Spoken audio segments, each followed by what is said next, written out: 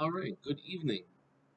I'd like to go over chapter 3 of how to write a business plan. Before I do that, I'd like to let you know that the purpose of this review is for review, educational, and informational purposes, not to take the credit for the intellectual property of this book. The intellectual property of this book, the full credit of the intellectual property of this book goes to the publisher, in this case is Nolo, then the author being Mike McKeever. Alright, that said, let's go to chapter 3. And we're going to be talking about choosing the right business. Now, first, give you a little introduction about this idea of choosing the right business. Now, in terms of that, we need to think of a quick plan. That is, if, if you've chosen the quick plan method to prepare a business plan, you need to be able to read and complete sections of this chapter, which I'll show you. First one is the problem statement. Second one is the business description.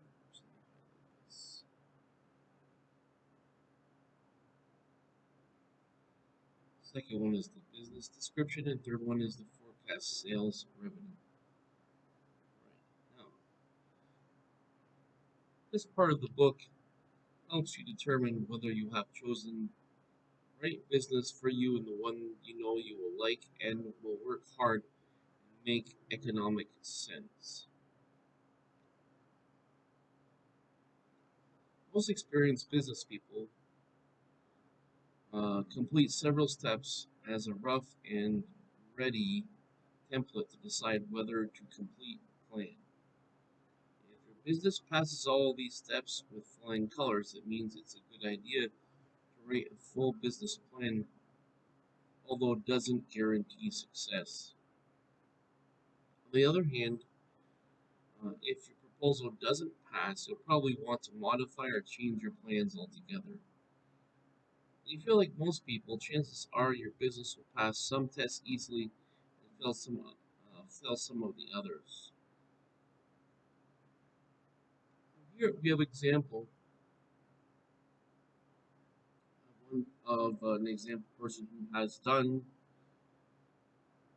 who is approaching a dilemma. This person's method of proceeding may help you in your decision of whether to open a business or not. The first thing you need to consider is know your business. One of the most common questions people ask is this: what business should I start? A very basic question, right? Okay. The answer is always the same. Start a venture that you would know intimately already. This is for the purpose of subject matter. So you need to know the product or service well. And similar to last chapter's objective is we need to also have proper interest and skills associated with it. According to the author, he doesn't believe any business exists that is foolproof that anyone can enter and make sure to profit from.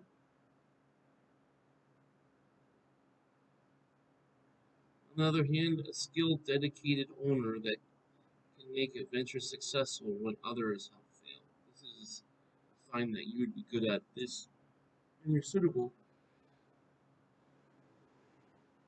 for that kind of business.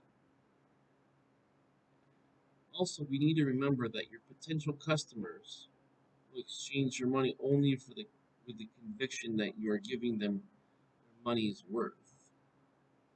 You need to make sure that you're going to have confidence from your customers to make sure that this kind of business will be successful. That means you'll need to know what you're doing, of course, That's part of the competency we were talking about from last chapter. Now,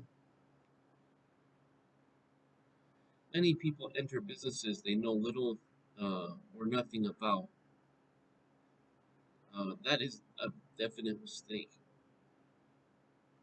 Whatever it is that you open, you need to make sure that you're knowledgeable about the product or service and quality control in regards to it, and also how you would satisfy the customer.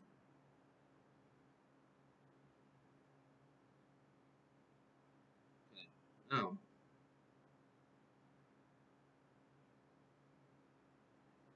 let's talk about this here. Now, I'm not reading this word for word because I'm going to talk about the main ideas here and get you to understand.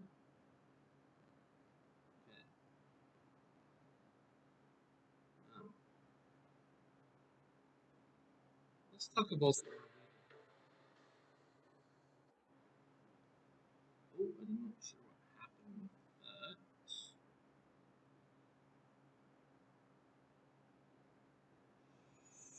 Let me get that there.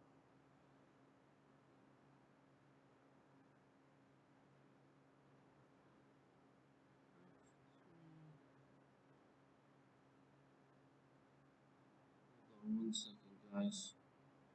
Something weird happened. 1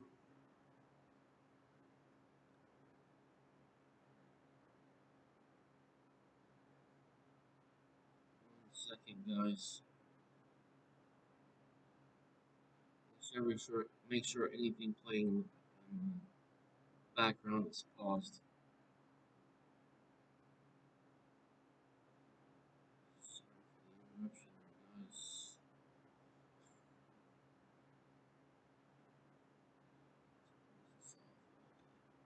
All right, sorry about that, guys.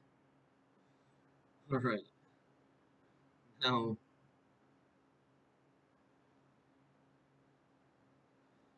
anyway, we also need to understand the management aspect of it. In terms of managing, we need to be able to manage a business.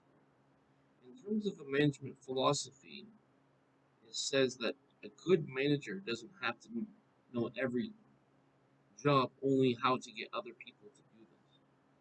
So when you're starting out, you're going to start small. Later on, you're going to expand as more work is necessary, as you need to service more customers.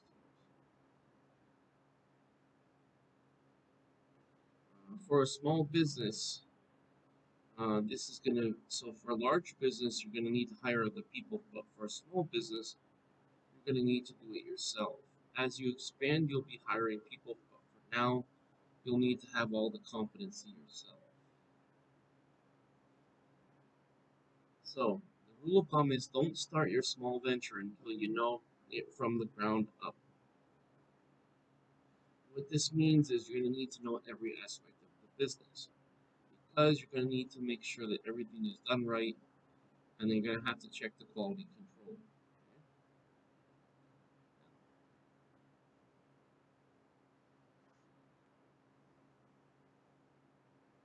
Now, here's a checklist to consider if you're choosing a risky business.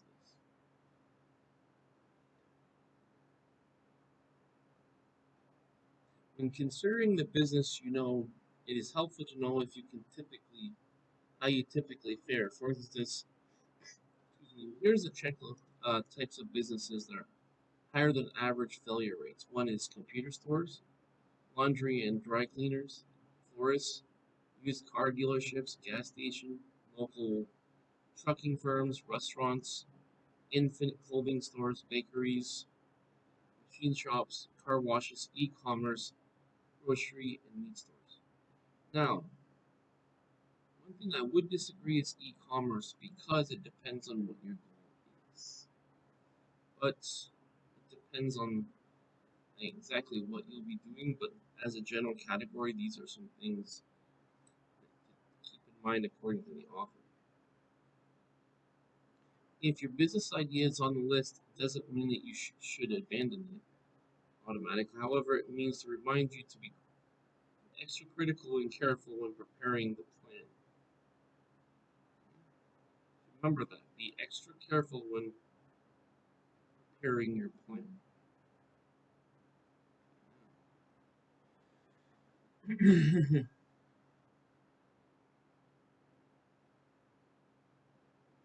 Next thing is an obvious thing. We sort of talked about this last chapter. We need to make sure that we like what we're doing. We need to make sure we're in the right industry. What I mean, be sure you like your business. Does the business you want to own require skills and talents you already possess? If the answer is yes, then it's something you can open. You have the necessary skills to enjoy exercise. If the answer is yes, you can start the business. Remember, there's the two things you need to have. You need to have passion, which is the interest and the care about what you do. Second thing is your competency, which is the skills that you have. Those are your first two qualifying factors.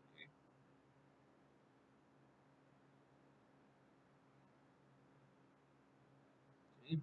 So it makes sense to at least be careful about choosing your endeavor as you are about, just like if you're choosing the person you're going to marry. Okay, this is sort of an analogy, but that's the way to remember it.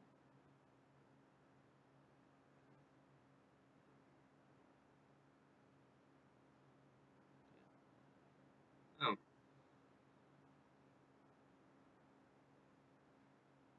okay, be sure you're not so blinded by one part of the small business that you overlook all the others.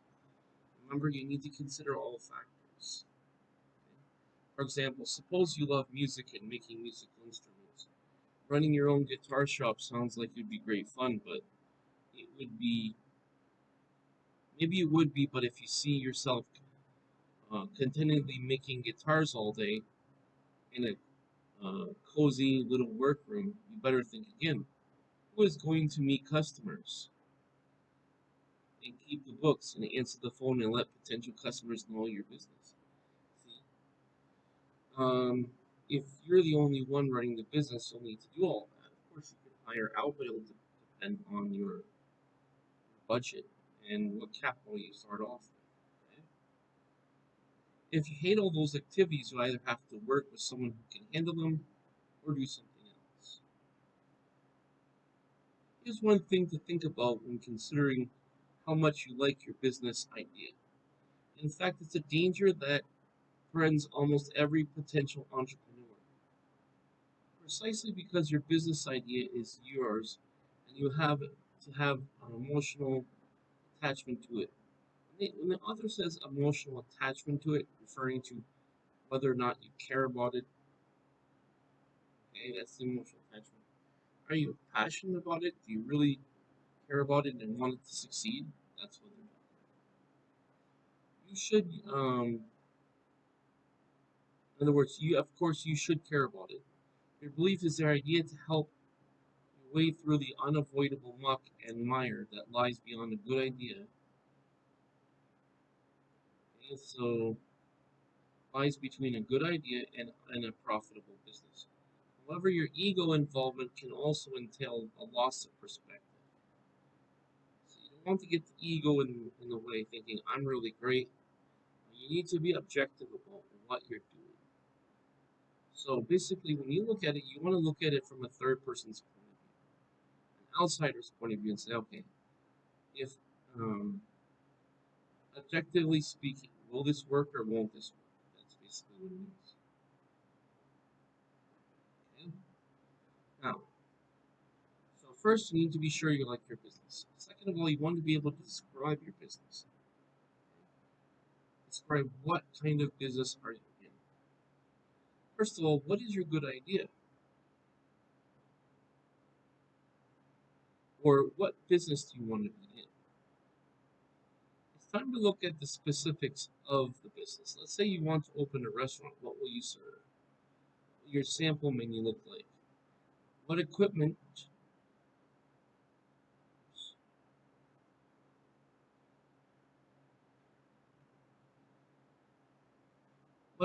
do you need?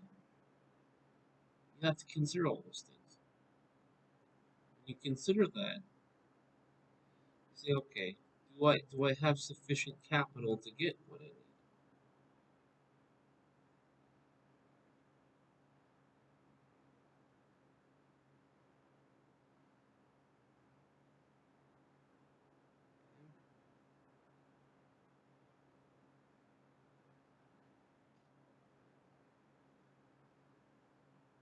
And note that including, for example, let's say you have a restaurant, a fast food business, and you say, well, note that including French fries so means you'll have to install French fries grease traps in the sewer line, hoods, extinguishing systems. Okay, so whatever product you're making, you're going to need the necessary equipment to keep it safe and to be able to consistently produce it day after day. And suppose you want to sell DVDs. This is another example. Games or digital cameras. Do you plan to have a service department? If so, will you house calls or you accept repairs at the store? You make house calls or you accept repairs at the store? Where will the service be occurred? What sort of security system will you install to protect your inventory? What about selling a component sound systems or home entertainment centers? This is another example.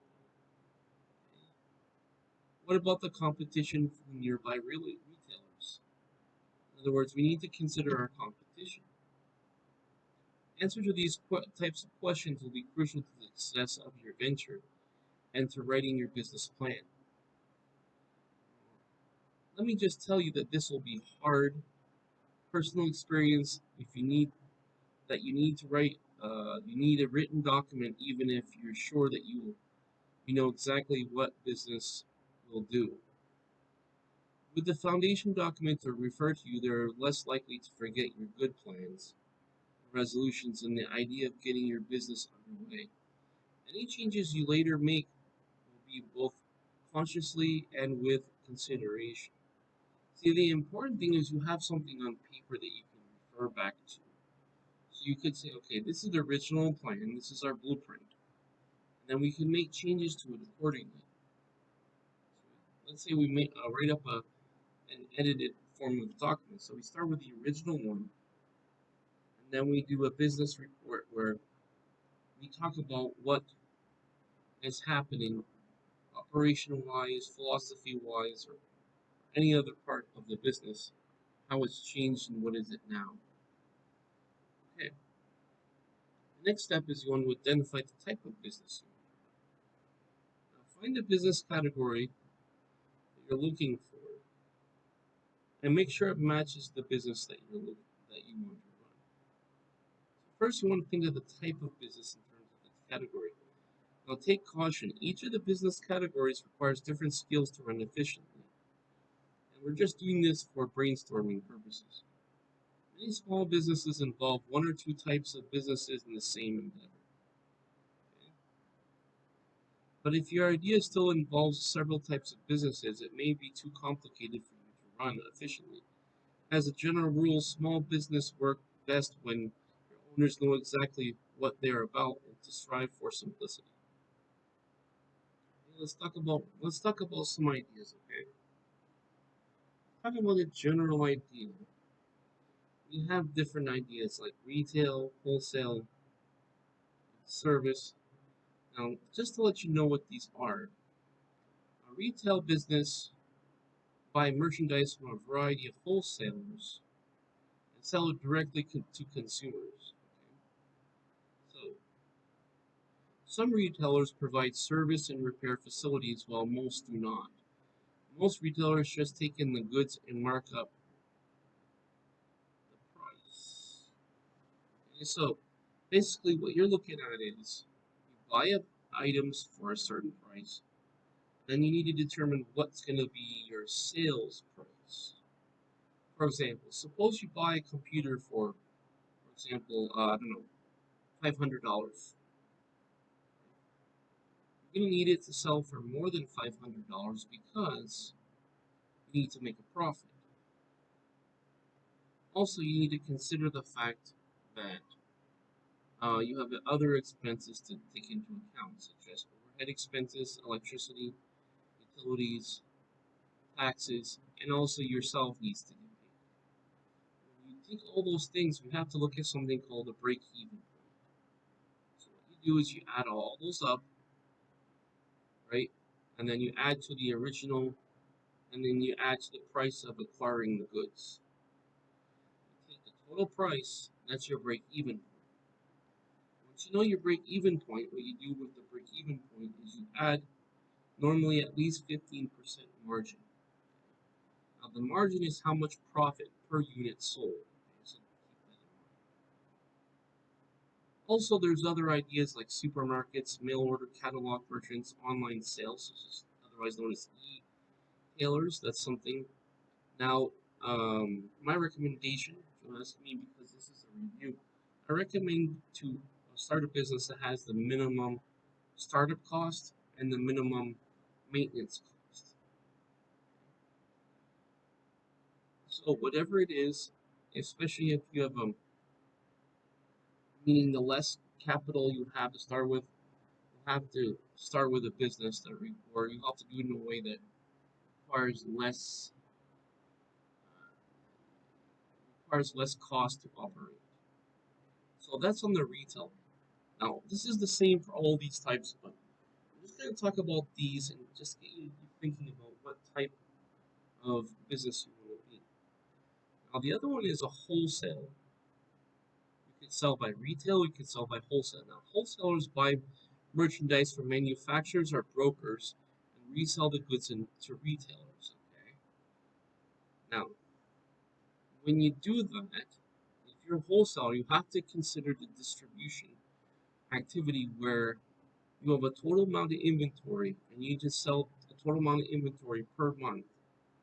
Okay. You need to get X amount of customers to sell that total amount of inventory. So now the important thing to mention, besides also in addition to that, is you don't sell directly to the consumer as a wholesaler. You sell directly to the retailer, as opposed to a retailer sells directly to the consumer. You see the difference? Now, when they buy, they don't buy in small amounts, but they buy in large amounts, large lots. Meaning large amounts. Uh, they buy in large, and to each customer, each customer may be sell. They only buy, let's say, a fraction of that total amount of inventory that you bought. So it may be large or it may be small. But the idea is we want to sell out our total inventory in a month's time. We also could choose a service business. And with the service business, it's a business that has people with particular skill set and sell it to consumers to others. You have to think about. I don't want to go too deep on this because I have a course on this same channel about marketing. Okay? It's called Principles of Marketing. I recommend that you go through it. But basically, when you're selling a service, you have to do just the same thing like a product. You got to understand what is the value or what will be valuable to the customer.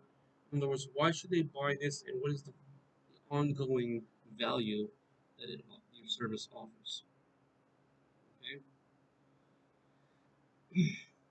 In other words, we look at the function and fulfilling the need that a customer has. So what we're going to need to do is we're going to need to look at the market and see what is the market demand. Okay, what is the need, or what are the problems that need to be solved. Okay, so once you consider what problems need to be solved and what people need, then you can match it up with the service that you're going to offer. Okay, all right. Now, the other idea we could type of business we could be a manufacturer or do manufacturing. Well, manufacturers assemble components or process raw materials into products usable by consumers or other businesses. So you have, for this case, we have the raw materials, such as from the originator. Basically, we have, okay, here it is. We have Let's say the original materials that haven't been shaped to a final usable good to a final usable good. For example, it could be cloth, it could be like fabric, it could be metals, chemicals, etc. Right? So you can either shape them into a final product, or for manufacturing, you can assemble components that are already final products into one larger product, which and do it and produce value according to its transformation. Also, we can do project development. Developers create and finish a scalable commodity by assembling resources for a one-time project. So whatever the project is, we do for the project. Okay. Normally, the developer knows the market value of the finished product before he or she begins the work. When the project is complete, the developer sells their interest in the project, normally directly to the user or consumer. So this is a very different type of business. There's different types of developers. Usually, when we talk about the word developer, usually referring to land, but it depends on what it is. Let's get the important thing is to get the general idea of what it is first. Now, to get a better understanding of project developers, consider, for example, a woman building a single family house on speculation. Now, speculation refers to what they think something is going to be worth in the future. Okay? So, like I was telling you, land developers. Okay, you buy this because you think later on the market it's gonna be worth X amount later. Of course, more than what it costed you to obtain it. So what does she do? She buys the lot, secures permits, hires a contractor, gets a loan, builds the house, and sells it. Okay, so you have an extra step in when I'm obtaining the land, doing it by permit of either the town or the city or whatever the jurisdiction is. And after she finishes that project, goes to the next one and the next one. So these are different types. Now this developer idea can also be in the form of a consultant as well. They uh, they can do projects on a per piece basis as well. Now the other idea when they say the second thing when people talk about developers, they think about software developers. Now software production is something different. This is why I said first let's understand the general definition and then look at the exact use case of what we're doing. So, for example, Fred Jones creates a bookkeeping program for employment agencies on his own time. Okay, so it's similar to a service. Is that you say, okay, there's a need for you to do a service for X person, but we do it in a way that uh, we use speculation is involved in terms of value.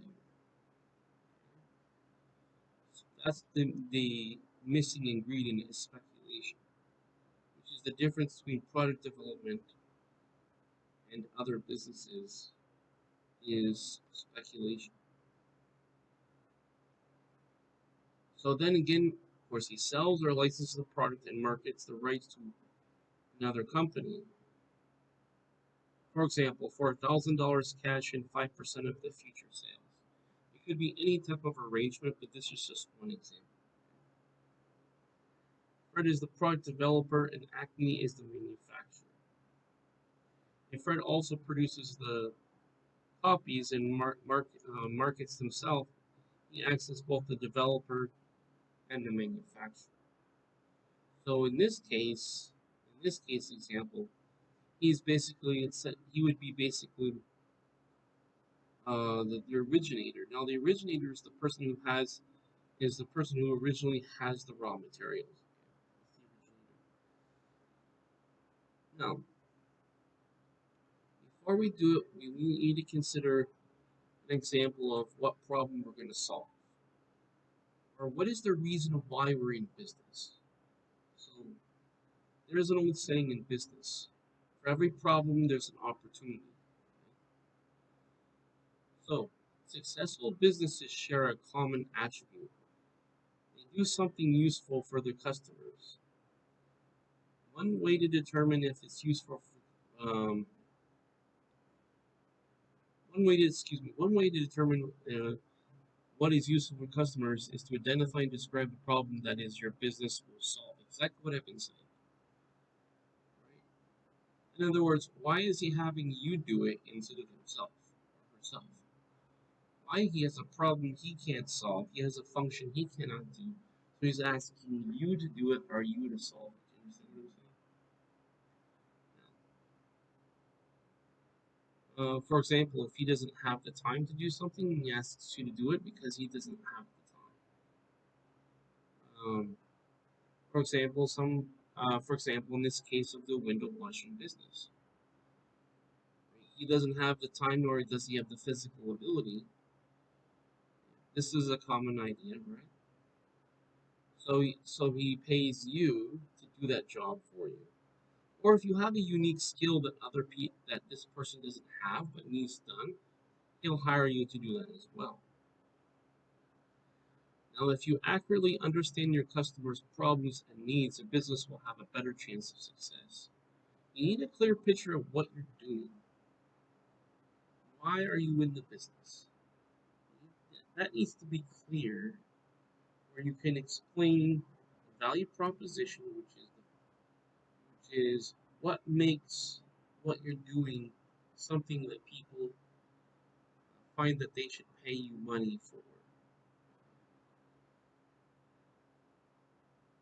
It's just exactly what it sounds like. It's a value that you can give a proposition towards, or you can give a demonstration, a presentation, or explanation about.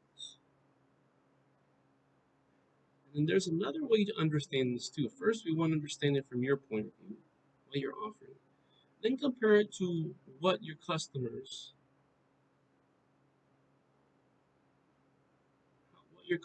are thinking in terms of what they value. Now think about your customers for a minute. You need to see this from the customer's point of view. What is the problem that you solve for them? Okay? What you need to do is think about it clearly. Now, what I'd like you to do is just pause a moment and think about, write down, like this book says, write out your description of the problem that your business solves for its customers. Think about it for a moment. You have an idea. We're brainstorming this. We have an idea. What problem can you solve? Before, it's just like when you write a book, you think of an idea and you create content for it, right? You don't create the title first. You generate the idea. You brainstorm an idea, and you think of the content or what it will provide. Now, this statement is a problem solving statement. This is something you want to put in your business plan. This is basically what is the purpose of the business. Now, after you've made a statement about the purpose of your business, we want to describe the business itself. Next, describe how your business will solve your customer's problem. So, one is, what problem will it solve? And then the second question is, how will it solve the problem? Okay? It's very likely that the first time you attempt to this task, questions will occur to you that you didn't consider previously, and that's the whole idea. See, what we're doing is we're trying to get all the ideas out clearly in an organized way. That way we can answer certain questions that we need to have to explain why we're in business. And what will we be doing to solve the problem? Now, your business description should explain exactly what you will provide for the customer and what you'll exclude. The important thing is what you'll provide. It's not interesting to talk about what you're not going to provide, but what will you provide. Just like I talked about yesterday when I talked about the analogy of an interview. When you're at an interview, you don't talk about what you can't do, you talk about what you can do. Now, if the question comes up with a customer, can you do X, Y, or Z, or you do X, Y, and Z, for example, that's when you can say that. But the idea is to focus on what you do operationally or functionally, not what you don't do. You understand the difference? Now, each of the choices you make in your business description will help you affect the amount of money you'll need to start or expand and how much revenue you can expect. If you think about this common sense, logical standpoint, you gotta once we understand the problem that we're solving, we understand how valuable the solution is. That's one part of the cost. The second part of the cost is how much does it cost to provide the solution? What you'll need to do is you'll need to itemize and add up the total amount of money that it costs, and then compare it, and then include that in your price. Your price has to be more than the cost. Okay? You're gonna need to list that out. Okay, let me give you some examples. Number one, transportation. If you have to travel a significant distance, I would say half an hour or more. There's some cost involved. Okay. Okay. Also, how much time does it take? One is the actual. So we look at the logistical aspect of it. Whatever the. So we have to look at the expense in terms of the materials needed to transport the good or service, and the time taken to transport the good or service. For example, I'll give you an example. Suppose you pay $100 for a tank. Let's say, yeah, actually $100 for a tank of gas, right? Okay. Let's say you get, I don't know. Let's say you get 25 miles to the gallon. And let's say 25 miles to the gallon, and let's say you get 400. Excuse me. Let's say on a tank of gas, you can go 400 miles, and the cost is $100. That means it's 25 cents per mile, if I have that correct. 400 miles divided by the cost per tank. That's 25 cents per mile. So we have to calculate the distance we need to travel. Okay, so we take the total amount of total cost for the tank of gas divided by the total. Sorry, excuse me. Yeah, sorry. We take the total cost to for the gas. We divide it by how many miles we can get out of it. That will tell us on average each mile costs whatever. Once we have that, for example, let's say it's $100 for 400 miles of travel. Let's say so that's 25 cents per mile. Multiply by how many miles we need to go. Let's say we need to go 10 miles. Okay, so we say okay, 25 cents times 10, that's $2.50. Now let's say it's a half an hour. What we need to do is you say, okay, well then how do I know how much my time's worth? What we need to do is look at a comparable market average for that area. On average, what is that skill worth? Okay, so let's say that skill's worth $100 an hour. Okay, we have to figure in the transportation cost. Let's say it's 10 miles, it's $2.50, and then we need to add in, let's say half an hour. Um, let's say it's 15 minutes. Let's say it's about 15 minutes or so. We go 10 miles. Let's say that comparable skill's worth about $100 on average, market average is $100 on average, right? We can either calculate it on a national average or on the states or local, depending on how you want to calculate it. Now, let's suppose, for example, it's $100, right? You spent 15 minutes. Now that's $25. That's $25 plus $2.50. Then we calculate the transportation cost plus the travel time. You have to charge for that as well because for every X amount of minutes that you're gone is X amount of minutes you can't give to someone else. So that's the opportunity cost, okay? Then we need to see how long is the service going to cost. Let's say the service is going to cost let's say the service is going to take 1 hour to complete. Then we say, okay, so it's going to be $100 or whatever the market average is for um, whatever that would cost depending on what needs to be done in terms of materials, etc. So then we say, okay, let's say the skill is worth $100. We take $100 for 1 hour. So you've got 25 cents for the gas. We add our travel time cost, opportunity cost, so that's $25. 25 cents plus $25 plus a 1 hour job. That's $100. We add all that up, and then we add up any other materials that we need to do. And if we need to hire anybody, we add all that up. We take that total cost, that's break even, and then we add at least 15, the range is between 15 to 25% margin. So let's do the math again. So it's 25 cents plus 25 plus 100. That's $125.25. And let's say we add a quarter of that. Let's say it's 25% margin. Just to make this simple.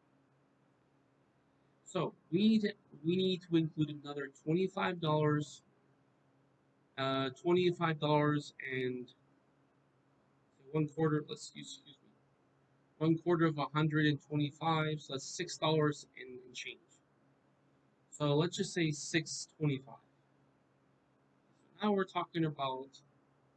Not only are we talking about 125.25, we're talking about another 6 we have to add to that.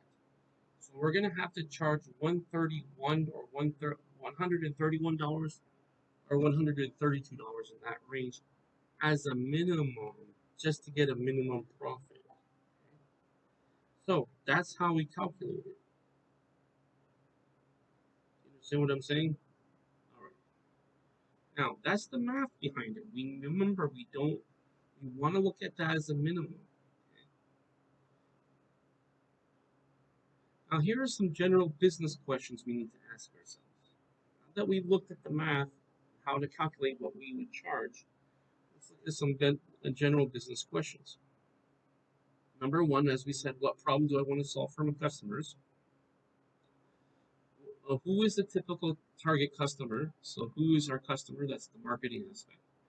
How will I communicate with my target customer? That is our communications. What products and services will I provide? And are there any products or services that customers may expect me to provide that I don't plan to provide? We need to be very clear about what exactly we do before we get an order for a product or service. Okay? It's very clear to be transparent and clear and be comprehensive to the customer.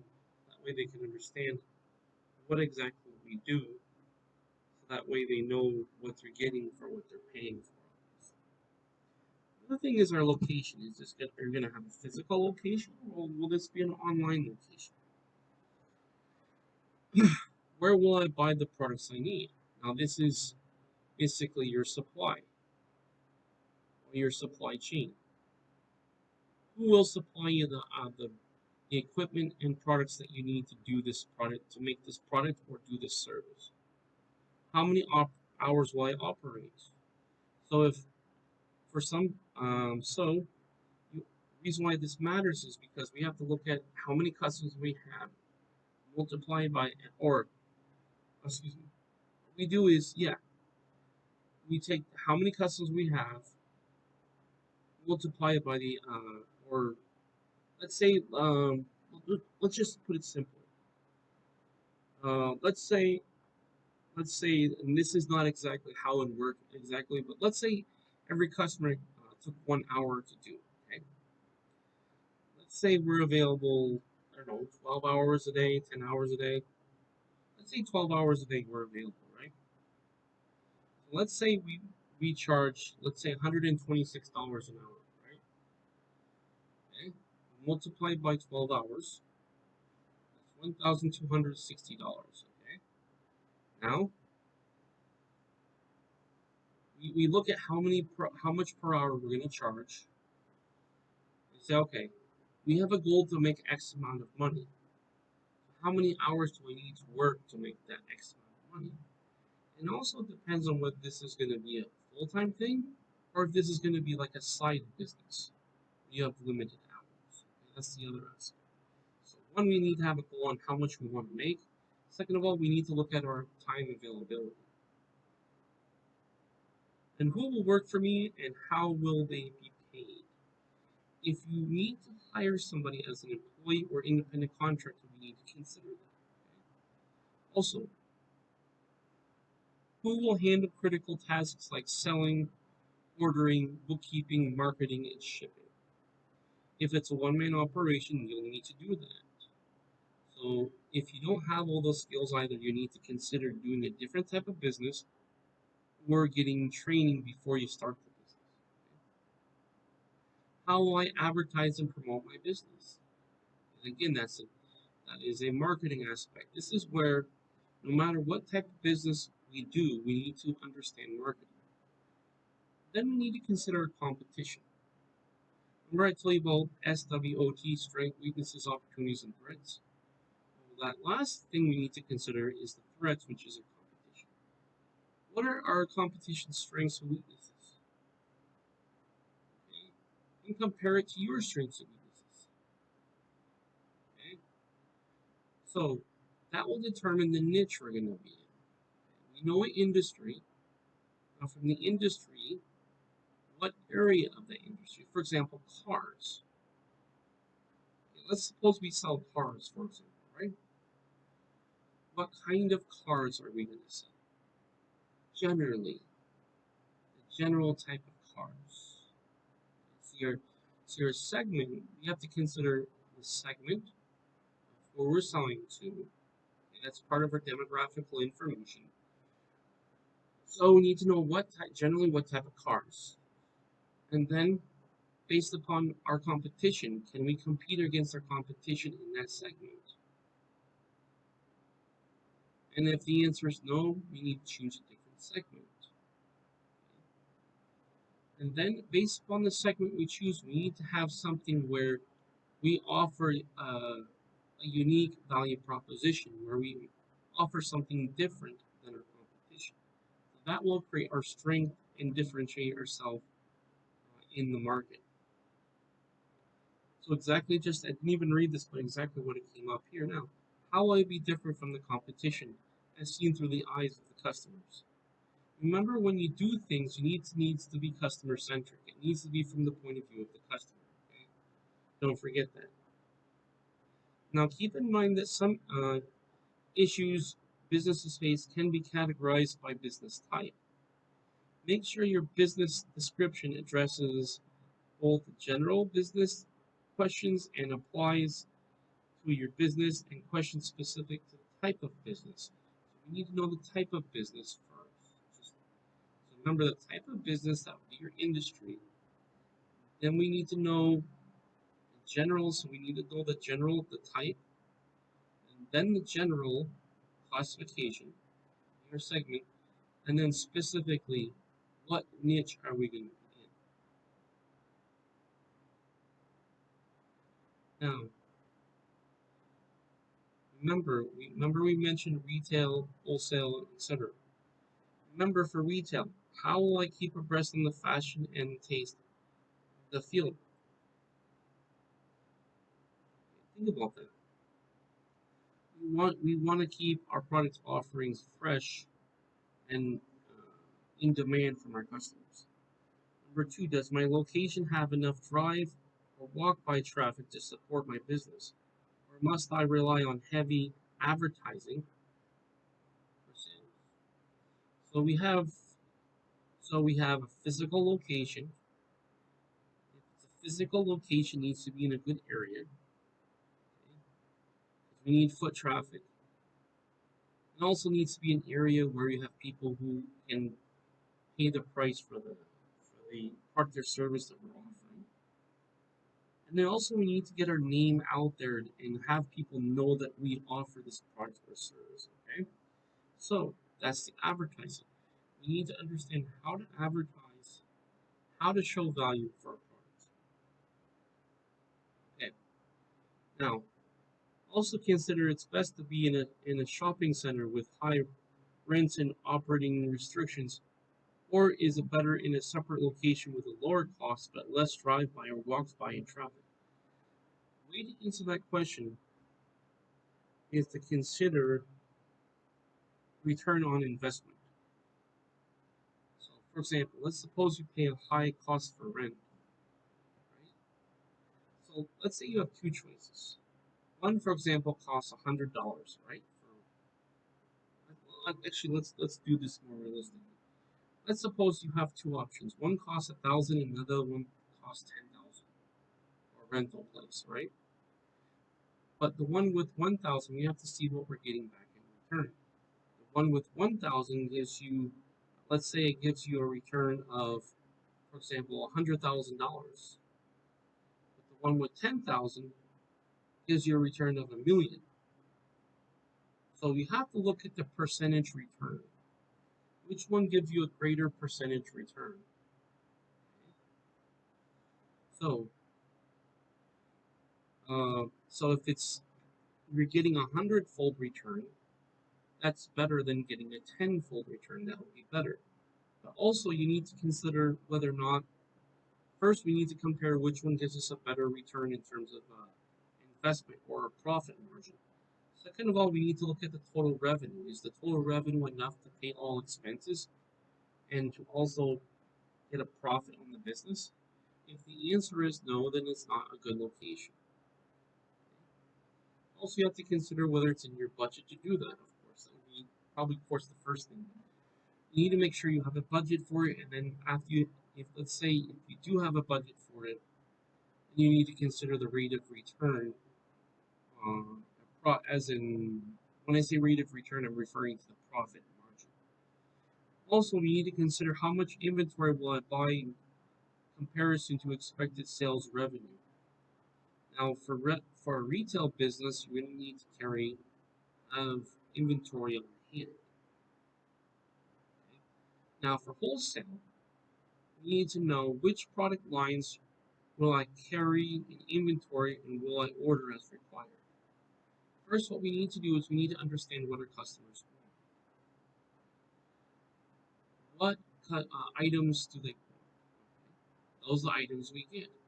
And then if we want, but if we have different customers with different needs, we need to get inventory accordingly.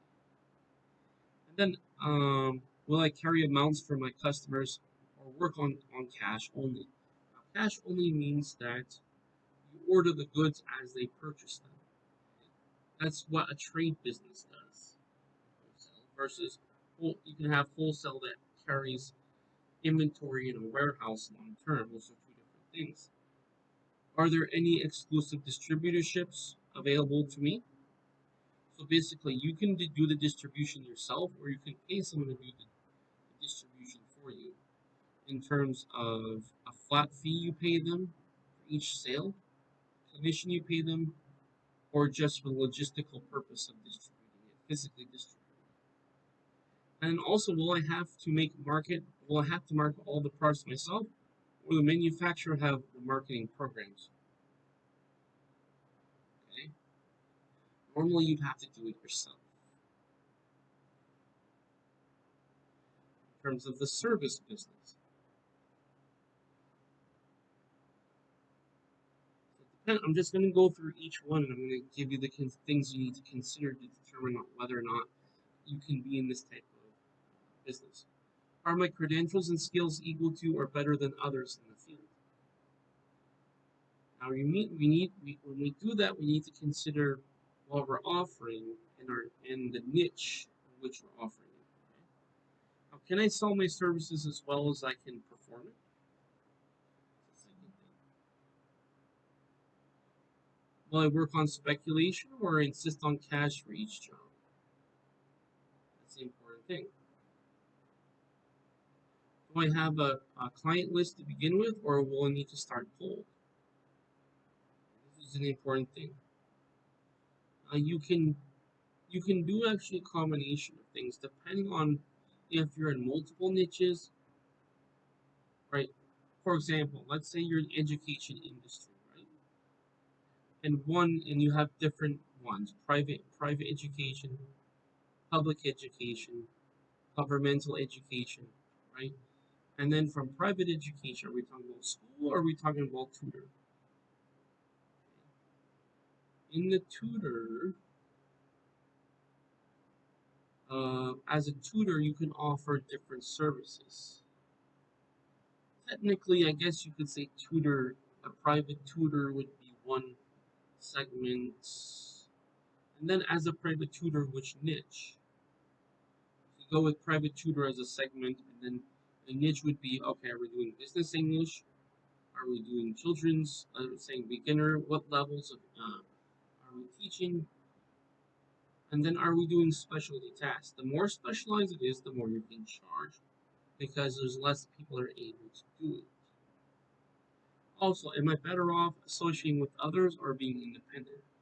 This has many aspects that has to do with the prospecting customers in terms of advertising and marketing. This could be the communication, and also this could be in terms of a partnership or even a joint venture or let's say temporary services. There could be this. You can actually have multiple ways you can go with this. Um, Personally, I this is the type of business I do. I would recommend that you diversify. As long as you have the skill set, I would recommend diversifying as to fill more of the market. Now, for my manufacturing, does my manufacturing process create toxic or polluting materials? If so, how will I deal with them? And what regulation agencies are handling them? Okay. Is there a pool of readily available and affordable skilled labor where I want to locate? Very, very important. The first one is, of course, important to from an environmental standpoint and a regulatory standpoint. But number two is pretty much, besides having the demand for it and you being able to provide it, after that, the next most important thing is ready labor to perform the task and create the item. Will I make products for inventory or per order? Okay, that's also important to ask. Will I make one product or a line of products? When they say a line of product, that means a variety of. There's different variety lines of products. For example, what you do is you take um, each line will be its own niche, essentially.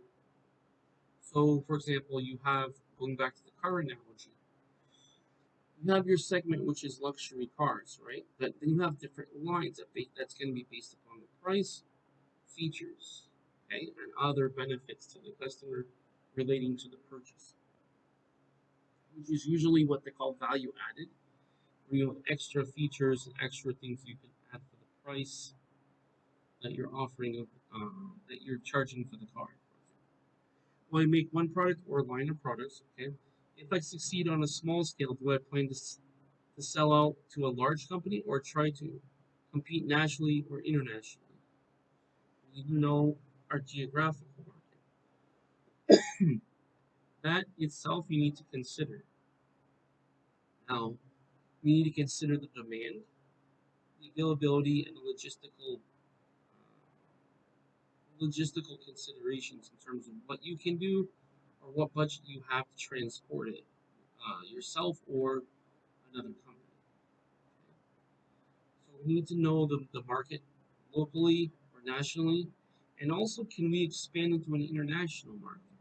There's lots of things to consider. Actually, you could read chapters in marketing just on that alone. And also, is my competition from a small or large firm? Here's what it is. Let me go back to the service analogy. For example, you're a tutor, right? Your competition is another tutor, or your competition could be a school of different types. Remember, again, when we do that, we need to compare our strengths and weaknesses compared to their strengths and weaknesses. Once we've considered that, we've considered what's our competition, that's our threats, and from that, what is opportunities created when making the comparison of our strengths and weaknesses of ourselves to our competition. That will tell us what opportunities are available for us to consider. Same thing with manufacturing. Can we manufacture things in a cheaper, more efficient, and larger orders? Again, we need to consider all costs, warehousing costs, and all overhead costs as well. Now, in terms of project development, am I sure I'm selling? Am I sure of the selling price of my project? It means have I considered all the factors of the break-even costs? Break-even cost is how much does it cost to, what is the total cost to produce this product? Okay, and also that would be break-even. Now, we talk that's break even. Now, when we talk about selling price, we're talking about making a profit. So we're talking about charging more than the break even. So first, we need to calculate the break even cost. Then, for the break even cost, we have to figure out what the profit margin we need, and that's based upon the total amount of profit we want to get per month, per week, per however metric you want to use. Am I sure of the projected cost? Did I consider all the costs? Okay. We need to consider all the costs of it. This will take a little bit of time to think about and write down by itemizing all of the costs. What will happen if the costs are higher than estimated? Well, either if that depends on if you've already started the project. If you haven't started the project, then you'll need to adjust your price itself. Am I sure of the time factors? Am I clear on how long this is going to take? What will happen if it takes longer than expected to complete the sell of the completed and sell the project? We need to consider how much time we allot towards this. Meaning how much time do we want to put towards this compared to how much time do we have. Keep in consideration that our time is worth money, so we have to consider that as well. What portions of the work will I contract with others to perform? Now, the way to answer that question is you have to look at your skill set and compare it to the overall quality that you can produce of your skill set. Is this something that you're good at that will match an acceptable level of quality? And if the answer is no, you'll have to pay somebody or not be in that business. Number 5, is there a definite buyer for my project? If not, what costs will I incur before it's sold? So costs would be your marketing, to find out what the demand is and who your competition is, etc. And other things like supply chain management in terms of where you get the material and how it's shipped to you, etc. Then the financial aspects having to do with the cost, total cost of overhead operation. And then of course the production or the execution of the service. Remember I told you just a rough idea about, for example, performing a service. We need to consider the time, materials for transport, the logistics costs, and also the service itself. We need to add all those up. Right? So we consider our time. So we add up all those, and that will give you the total cost that we charge the customer. Because what we charge, our skill set needs to be more than what it costs, based based upon the time and the materials. That's what it is. Also, we need to consider the times of the age. This has to do with fashion, depending on if you're some businesses you need to consider the fashion, and other businesses we need to consider technology. Is there a more efficient way of doing it than what you're doing it? Let's assume you have a good description of your proposed business by now, right? Or good enough to get an idea. And the business is an extension of something you like and know how to do well. This is the idea. Perhaps you have been a chef for 10 years and have already dreamed of opening your own restaurant. So far, so good. But you aren't home free yet. It means you're not finished. There is another fundamental question that needs to be answered. Does the world need and is it willing to pay for what I have to offer? Is the product or service you want that is referring to the product or service I want to sell? For example, do the people in a small town where you live really want the Indonesian restaurant or whatever restaurant you want to open, for example, or whatever business you want to open? If the answer is yes, because times are good and people have extra money, ask yourself what is likely to happen if the economy goes into a slump 10 minutes after you open the doors. Now, there is a marketing consideration where you can adapt your marketing and your promotion according to show what's valuable and how it'll best fit their needs. And with that, of course, um, you'll need to be constantly in communication with your respective customers, so that way they won't forget your product. So there's ways of adapting it. You can do promotions, get people in the store, or you can do promotions for the first month or first week or first, let's say, first lesson is free or something like that. Get people in. There's also events that you can do.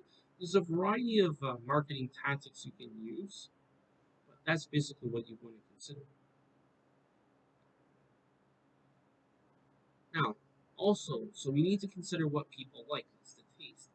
People's taste drives many of the changes in societies that speeds through. For example, in the 1970s, many of them charged out taste into, or they changed their taste into automobiles from large gas guzzlers to small, well-built cars.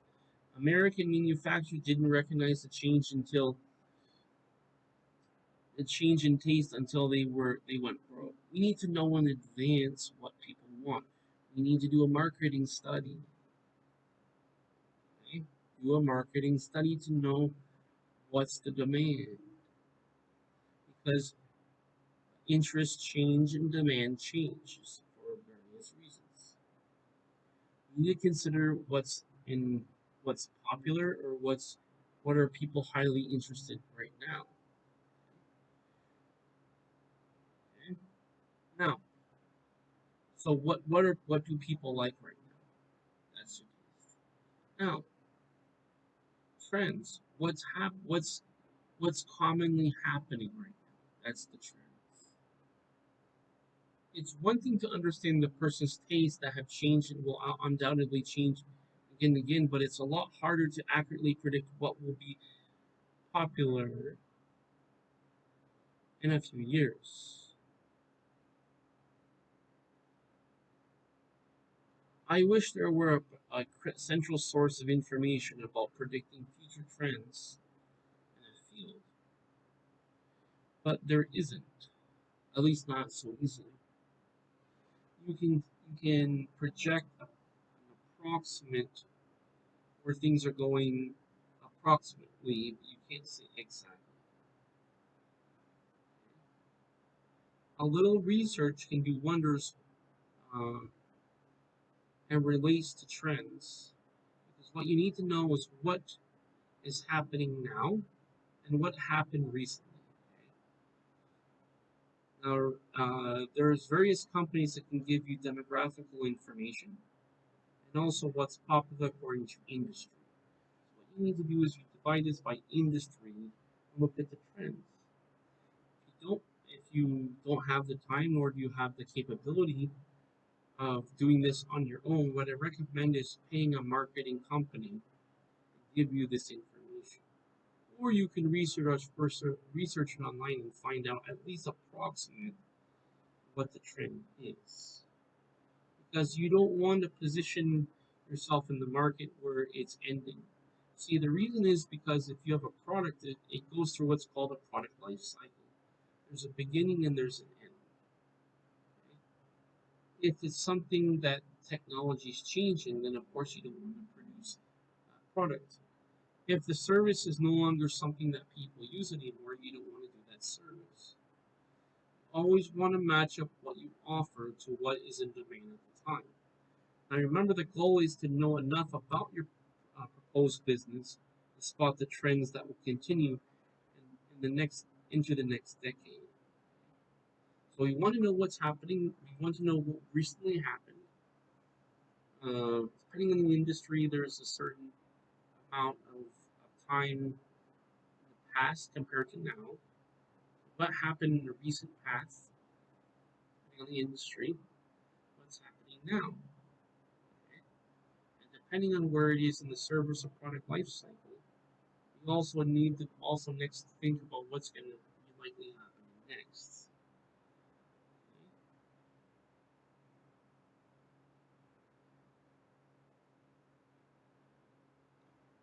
As I said before, we also need to consider the technology of the times.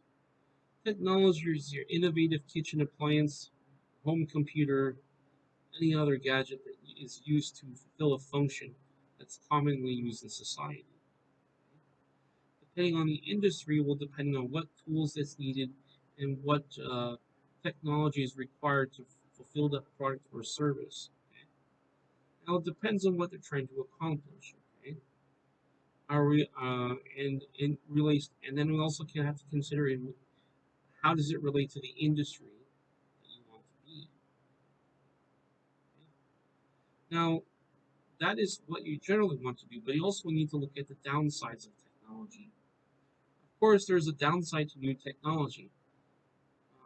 Two, it often involves high risk. So because there's an investment in it, you want to make sure that this technology is going to fit your needs. There's no guarantee of success because of the product being new. In fact, something like 80% of new products introduced in the market die a quick death. So when you produce a new product in the market, if we're talking about products now, it's not guaranteed that your new product will be in demand. This is why you need to do your marketing research. You need to look at trends. You need to get demographical information, make sure we're in the right niche, and make sure we pick the right segment. And in the segment, what niches can we best compete in? Once we have that clear, we can understand the value proposition that we should be offering and what transformative value will that product offer. Compare it to what is in demand. Say, does it meet the demand? If the answer is yes, then we can offer it. Now, what should you do to take advantage of new technologies? Ask yourself, is this a required technology for you to be able to provide this product or service? You need to understand, you need to recognize the large scale new technology ventures that require vast amounts of money and will be beyond your reach unless you plan to have your small business grow in a hurry. See, this relates to our capital, starting capital. We have the capital to be able to to be able to execute that business task. If not, we don't try to do it. Many companies expect to lose money the first for years during product development and approval before developing a big hit. And one of the reasons for that is that there's an initial, because there's a large initial investment, startup cost, and or investment in equipment, which is part of the startup cost. Now, when we consider the initial investment or startup cost, we compare it to a revenue coming in. Unless we have a very low overhead, oftentimes we don't get profit on that.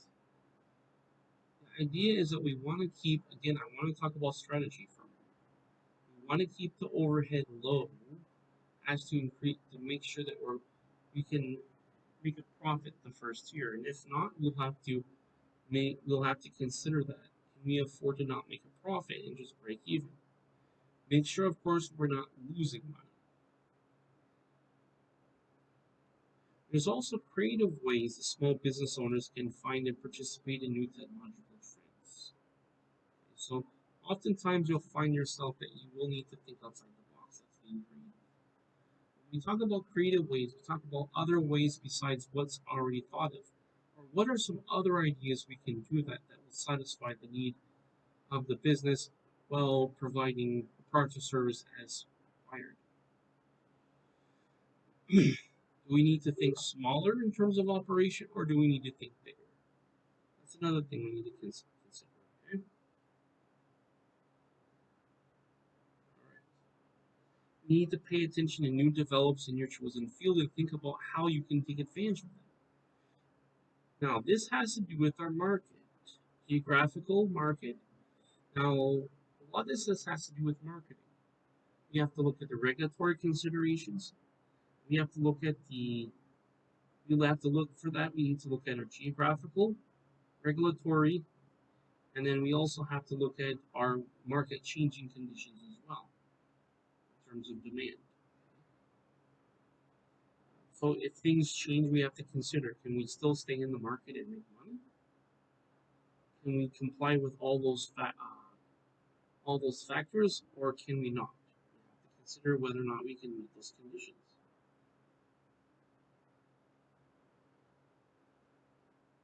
You know what I'm saying?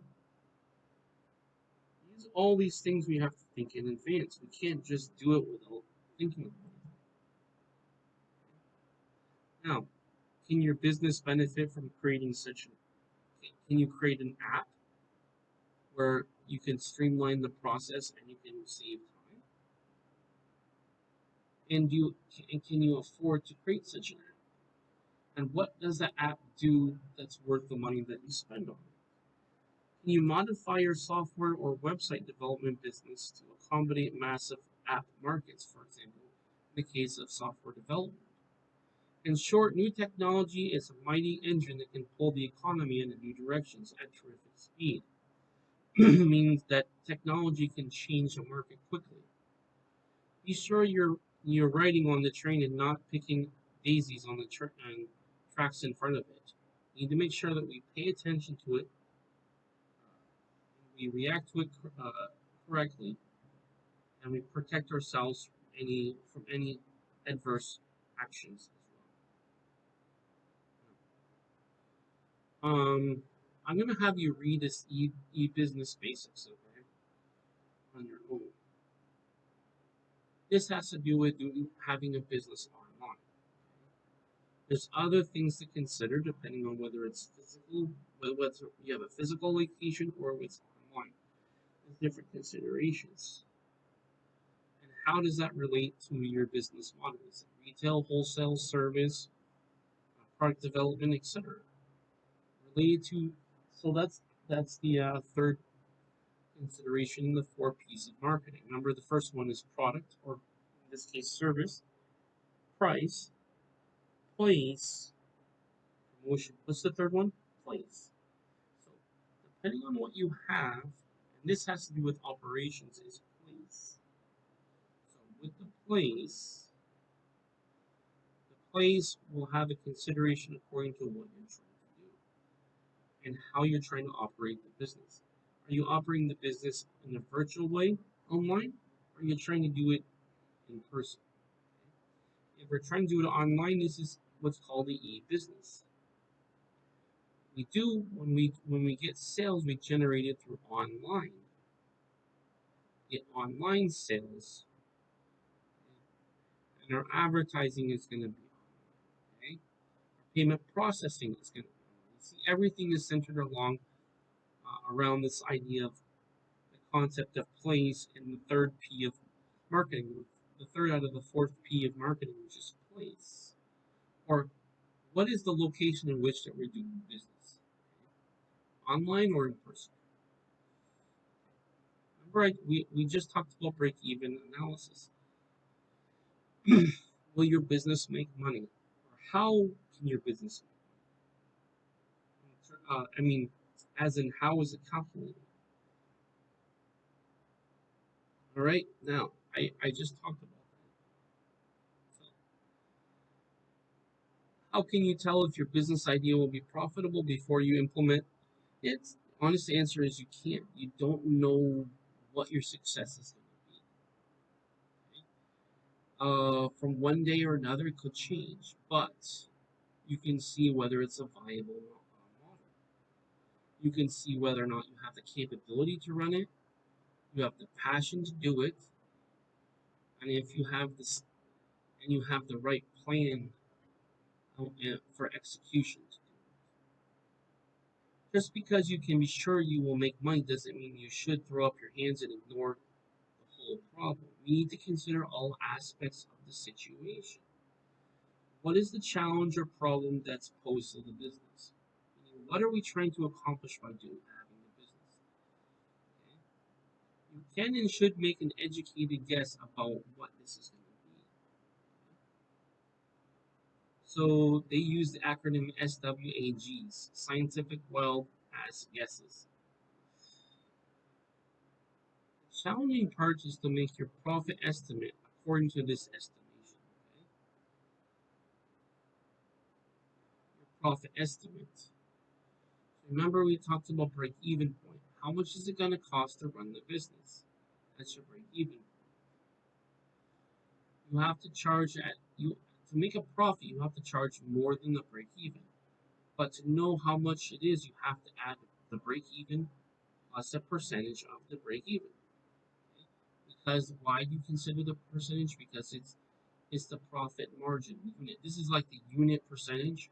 So basically, it's you add up all of your costs. That will tell you your operating. That will tell you your total operating costs to bring it to the market, whether it's product or service. That's your break even point. Then once you say, for example, let's suppose it costs $1,000 a month, right? You need to consider. You have to ask yourself honestly and assess how much money are you. What is your goal? You have to look at your goals. How much money do you want to make? Okay, then we based upon how much money we make, what we do is we say, okay, I want to make 1,500. Well, that would be a 50% markup because it's a percentage of the break even. It's the break even plus a percentage. Notice we didn't say total. We don't calculate the total before we calculate the break even. If we already know our break even, then we can calculate the total. But first, we need to calculate the break even before we calculate how much total we need to make. So remember, we need to add up all the expenses, bring it to the market, that's break even. We take a percentage of the break even. Not a percentage on an imaginary number, a percentage on the break even. So, okay, so for example, so what you can do is you can start with a goal and say, I want to make $10,000.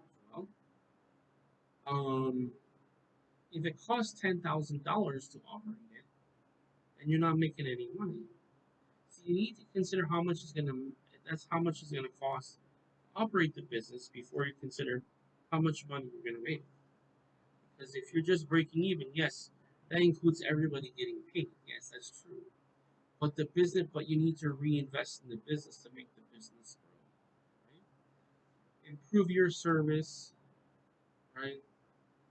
So what will happen is, depending on your personal finances as well, that profit, if you're only if you're not making any profit, business not making any profit, the money that you pay yourself, that may just that may just go to whatever you need to live on. So obviously you're going to need to make a profit. Okay? Now, most financial backers expect you to know how to apply break-even analyses to your business, meaning how is it calculated? Where I told you add up all your totals, and I'm sounding like a broken record here, but I just want to drive this point home. If you want to get investors or want to get a loan for it, you need to understand this break-even analysis. So about analysis, when we say analyses, which is the plural form of analysis, is we consider all the factors into how much it's going to cost to operate a business. Many experienced entrepreneurs use a break-even forecast as a primary screening tool for business ventures. They won't write a complete business plan unless their break-even forecast shows the sales revenue they expect to obtain and far exceeds what they'll need to pay all the bills. This is the total cost to run the business. That's the break-even point, meaning just to cover the cost. Now, caution: you can use this technique as a quick and dirty profit analysis. You don't use it as a substitute for the full profit and loss forecast. A break-even forecast is a great screening tool, but you need more complete analysis before spending money. So there's other things. So we need to make a profit because we'll need to reinvest into the business. So when we make profits, we can reinvest a certain percentage of back into the business. And we can use that profit to grow the business more. You see what I'm saying? That's the profit and loss. So for accounting purposes, profit and loss. Right? So for your accounting and tax purposes, it's profit, and that's part of the profit and loss statement in accounting. Right? Is break even point. So that's kind of like everything is measured compared to the break even point. Now, here's a pro tip. Product development notes. The break-even analysis described below does not apply to a product development since only one sale occurs. This is you have to for that you have to calculate it was the profit per project. The exercise is designed for continuing business with an ongoing sales revenue. Before they begin, developers must know how much profit they'll make after the project is completed. The developer prepares a break-even forecast every time she calculates the likely sale proceeds and subtracts estimated cost. So it's just calculated a little bit differently. The strategy is slightly differently based on the type, but the overall idea in terms of break-even is the same. Okay, now one thing we need to consider before we finish here. We have some more pages left. Okay, we have all these here. Now, I'm gonna sum this up because I don't need to. You don't need me to read all this for you. Now, to forecast the sales revenue, the first task to estimate your most likely sales revenue by month is your first 2 years of operation. All right, that will give you what that will do is it will give you a monthly average of what you made per month, and it will give you a trend of how you're doing, such as how well did you do year one, year on year one, and year two, how you doing? Are you going? You need to know what's the trend. Are you going up, down, or are you not? Are you staying the same? Right? That's basically what it is. Keep in mind that you're honestly trying to decide if your business will be profitable, and that is based upon the trend of what's happening. Okay, now I'm just summarizing some of these just so you can get the understanding of it. You can read this later. The simplest way to forecast retail sales revenue is to find the annual sales revenue per square foot of comparable store. Now, the reason why it is because you have to consider that the real estate inside of the store costs money in terms of the warehousing, in terms of insurance, in terms of the limitation and what you're giving up per whatever foot of storage to sell something. Okay, so that is has to do with your warehousing, and it has to do with your opportunity cost. What are you giving up so a different product can be there? So supermarkets have the same idea. How much per square foot? Okay, just like in real estate, it's the same idea. Okay. Now here we have an example for a dress shop. Okay. So what she's doing is she's itemizing it month by month, saying what her revenue was. She says, okay, 20% below average due to just opening is this amount.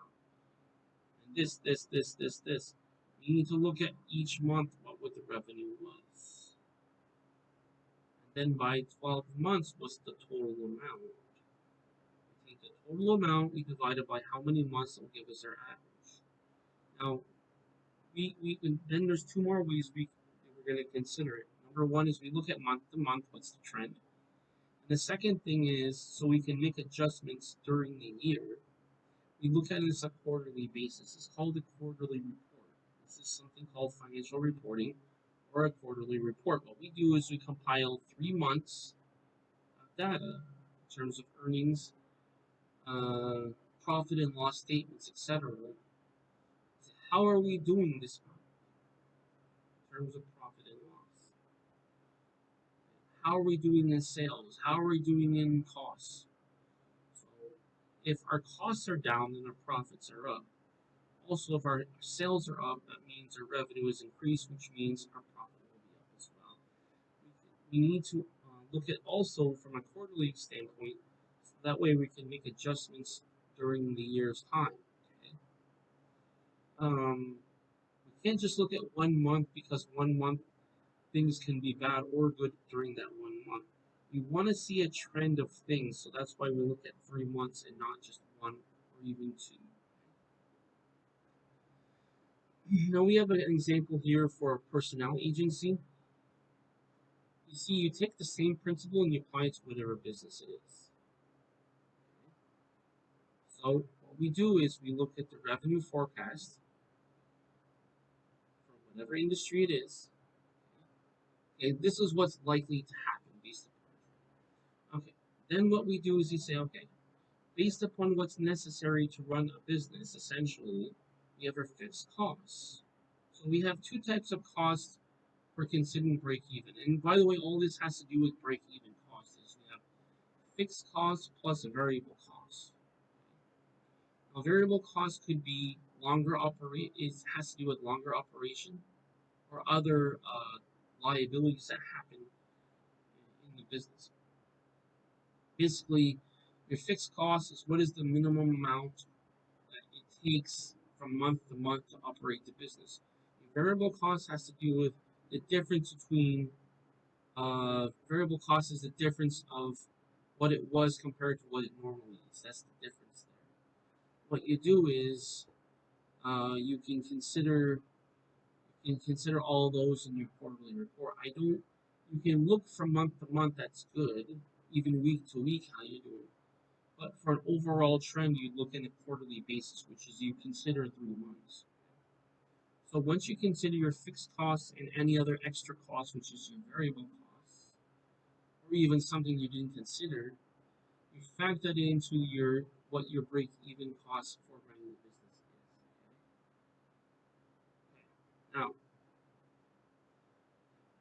is. Now, remember something that the fixed cost is normal, the cost of doing operation normally based upon what the average cost for the operation would be.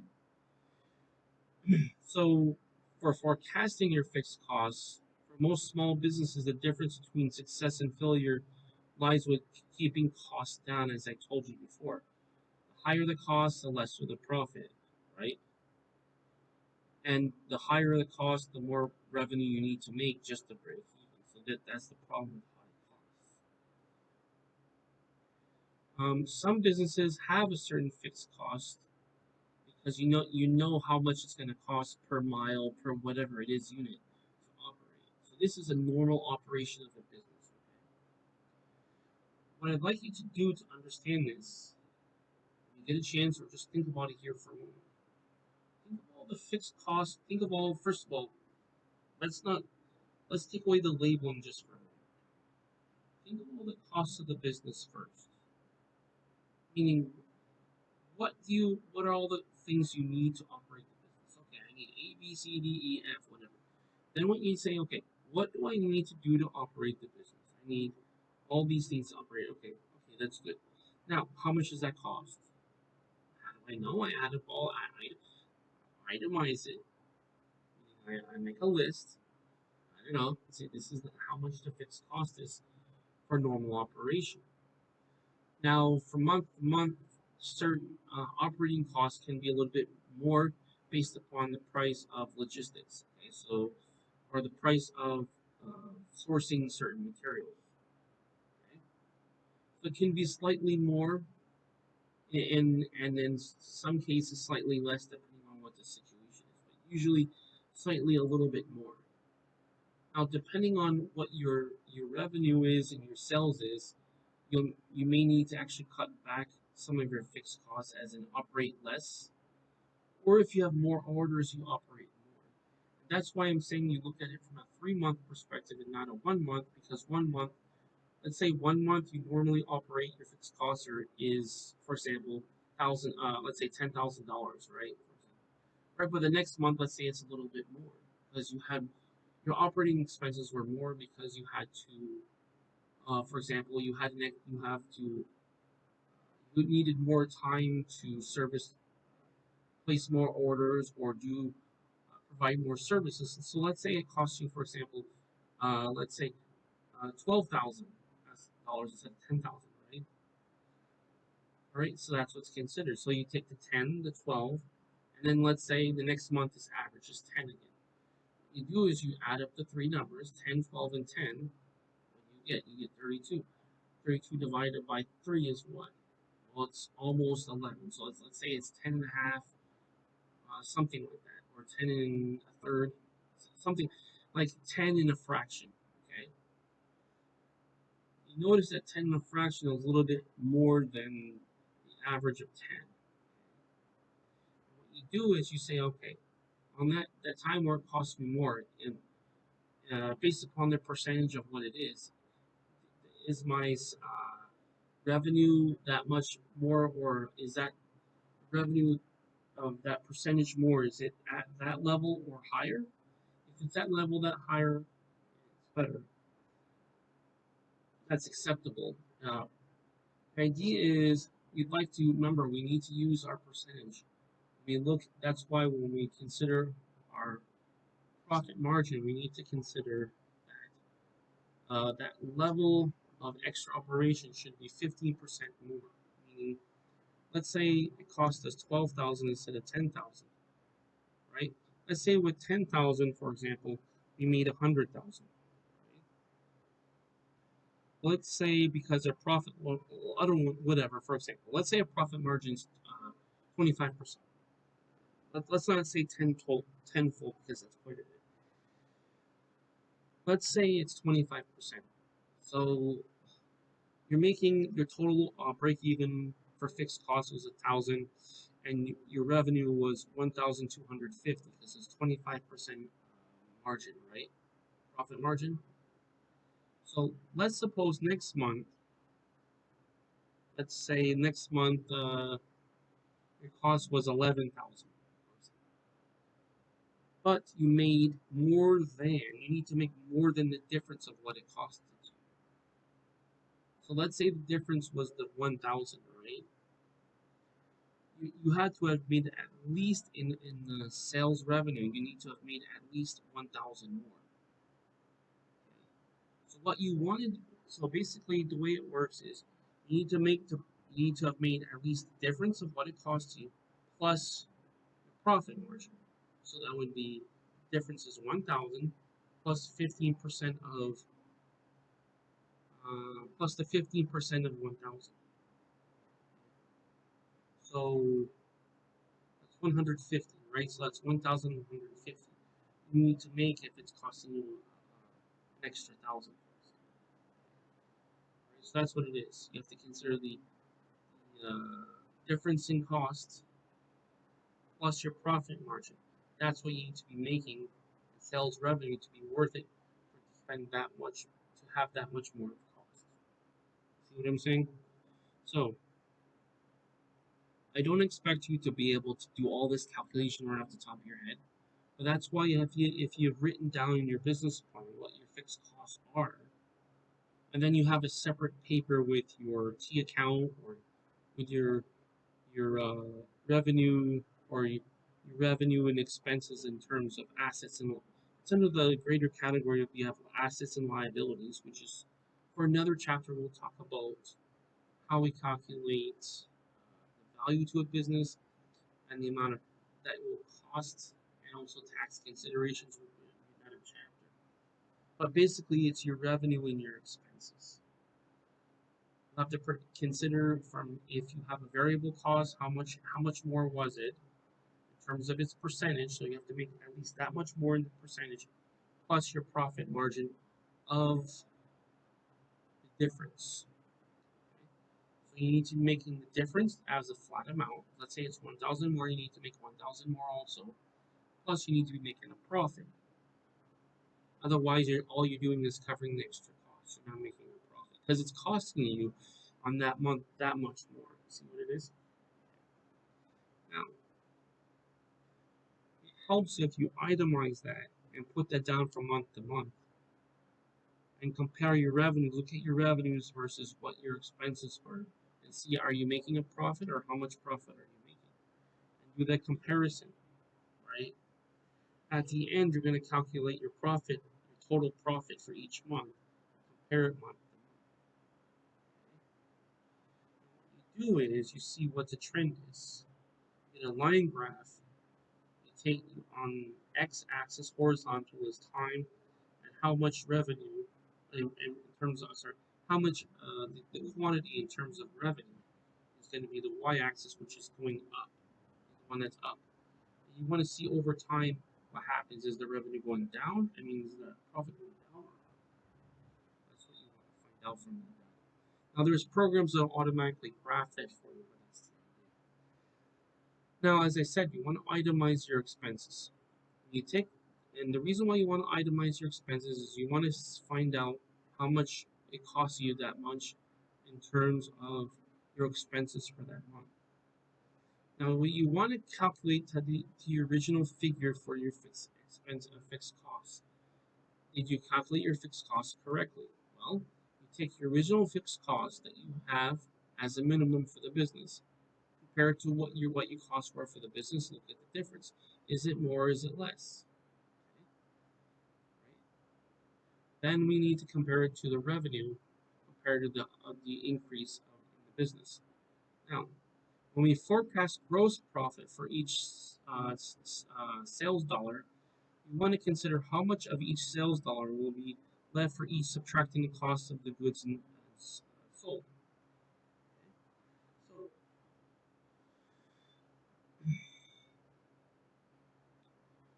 so how much of each sales dollar?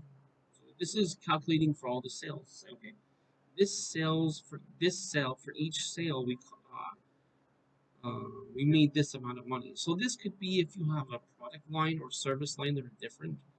This could be as especially relevant. Normally, if you only have one product line or service line, then normally this isn't as complicated. But there are other things such as promotions, loss leaders, where we take a loss on a product that way to get a customer to buy something that makes even more profit margin on an item. And then there's other reasons for it too, but we need to be able to show that from our profit and loss, monthly profit and loss statements. Now you can see here her itemization here where we talks about how much everything costs. And when we do that, what we did was we added up everything. It's, okay, total per month cost, fixed cost was this month. Okay, so for each, so we say, okay, this is what it costs her fixed cost. Now let's compare. Then we compare it to the other side. So one is the expenses side. We want to look at the revenue side. The revenue side is the gross profit for each dollar. Okay, so I want to make sense of what this shows here because this requires some explanation. So for each sale, how much profit did you make? Each sale had a certain amount of had a cost associated with it, especially if you're hiring other people. For example, let's suppose you have a sales team, at least one or more people doing the sales for you. Okay, so how much did it cost? How much did you have to pay them to get that sale? So that could be in terms of a flat amount or a commission, which is a percentage of the sales amount. Okay? That's how much the number will pay the fixed cost and determine your profit for the business. So that amount that you paid per each sale. So what you do is you add up all your. So this is in a microwave. So what you do is you consider how much per sale, add up all your sales, and you can find out what your total net after expenses revenue. Profit is. So this is for each sale. You take the fixed cost on each one of the sales compared to the revenue. So this is calculated per sale. Now we also have an explanation here. You see, for example, in this case, she adds up all of her costs. Okay. Average. So this is you can calculate average, or you can say per each one, and then add up all of them total, and then what's the total profit? There's different ways to calculate this. So we had the average cost each, right? So regular dresses, for example, is $125. Sales dress is 100 an accessory is $10, right? So we look at the sale average cost for each one, add that up, compared to then we need to look at the average selling price here, okay? Compare that to the cost. Okay? Then we say, okay, what is so we look at the average total cost, compare it to the average selling price. That will give us our gross profit. Most of the gross profit was the difference between the average selling price and the average cost. Revenue minus expenses equals in this case, gross profit. Now, what we do is we say, okay, 124. 124 divided by 250 is what percentage? Okay, that's 42.96%. That's our gross profit margin. Okay. Then what we do is we take that amount and we multiply by 12. It'll give us our total annual. Take that total amount and times by 12, and you get a total annual sales. So what we do is we take each itemized thing that we sell and total for the annual, add them up, and you get our total annual sales. Remember, it's adding up all the sales amounts for all the items. It'll give you total annual sales. The important thing is the last part, the total. The total is based upon adding up all the itemized amounts for sales. Okay? Then what we do is we take the total annual gross profits. Remember we did the difference between the selling price and the average total cost? Remember we said it was 124? Okay, same idea. We got a percentage. See, it was 49.6% gross profit. Okay. For the dresses, we do each one individually and add it up. See, when we say gross profit, it's basically a profit margin per item. Okay. This one plus this one plus this one. Okay. We take the total amount that we're making on this, and then we add it for each one in total. Okay? We add the profit on each one in total, and add up all the totals. We add up all the subtotals for each one, and we have a grand total, which is the actual total annual gross profit. So we take up all those, add up all those. This is based on an average. We multiply by 12. Okay? We add up all of our items for that month. Multiply by 12. That will give you some average. This will help us with our forecasting because we have an average. And forecasting, by the way, has to do with having past data to give us a prediction of what might happen in the future. Now remember something, average profit, gross profit margin equals the percentage of it, which is the first amount plus the second amount, right? The first amount and the second amount, right? The first amount divided by the second amount gives you your percentage. That's average gross profit percentage. The total amount divided by how many? The second number plus the first number divided by the second number gives you the percentage, okay? Now, once you have the average for the year, for the month, you have a projection for the month. So if we want to look at quarterly, we take that amount times 3. We take the total, or we can look at the trend for the average. Or if we want to look for the year, we can see the trend for the year as well. And then when we look at that percentage in the end, we compare it to what our goal was. If our goal was 15%, and we're making 15% or more, we know that we're going the right way. If it's less than 15%, we need to change up what we're doing. Forecast for gross profit for startup business. For new business, calculate the average gross profit for your business.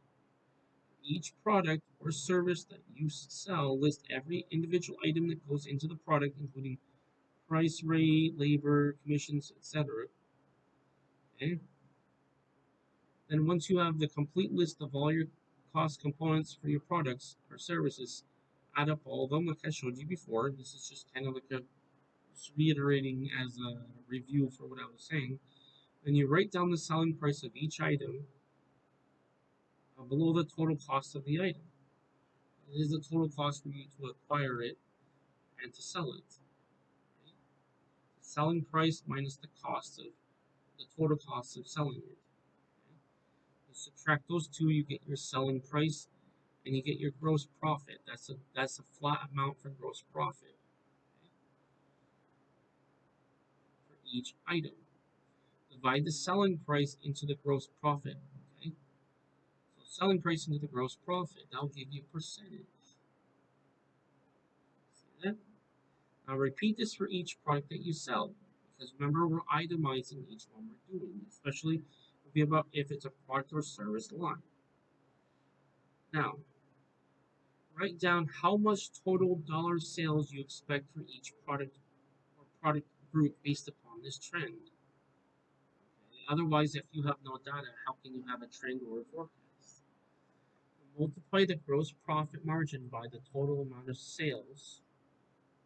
Okay, so let's say we have 1,000 sales, and let's say our profit is 25%. How much money is that? Okay, there you go. Okay. And you can derive the dollar gross profit from each product. Why? Because it's an average. You take the total amount divided by how many. See what I'm saying? The math is quite easy once you understand the accounting concept. Then what you do is you add together the total dollar gross profit figures to derive the total dollar. So you add together all the total gross profit figures. So you add all. So once you calculate that out, say, okay, for this one item, it's this amount, this amount, this amount, this amount per year. So each month it's this one times 12 is equal to this much. This one times 12, this one times 12, and then you add all of them up. You have the total amount now, divided the dollar gross profit by the annual sales revenue.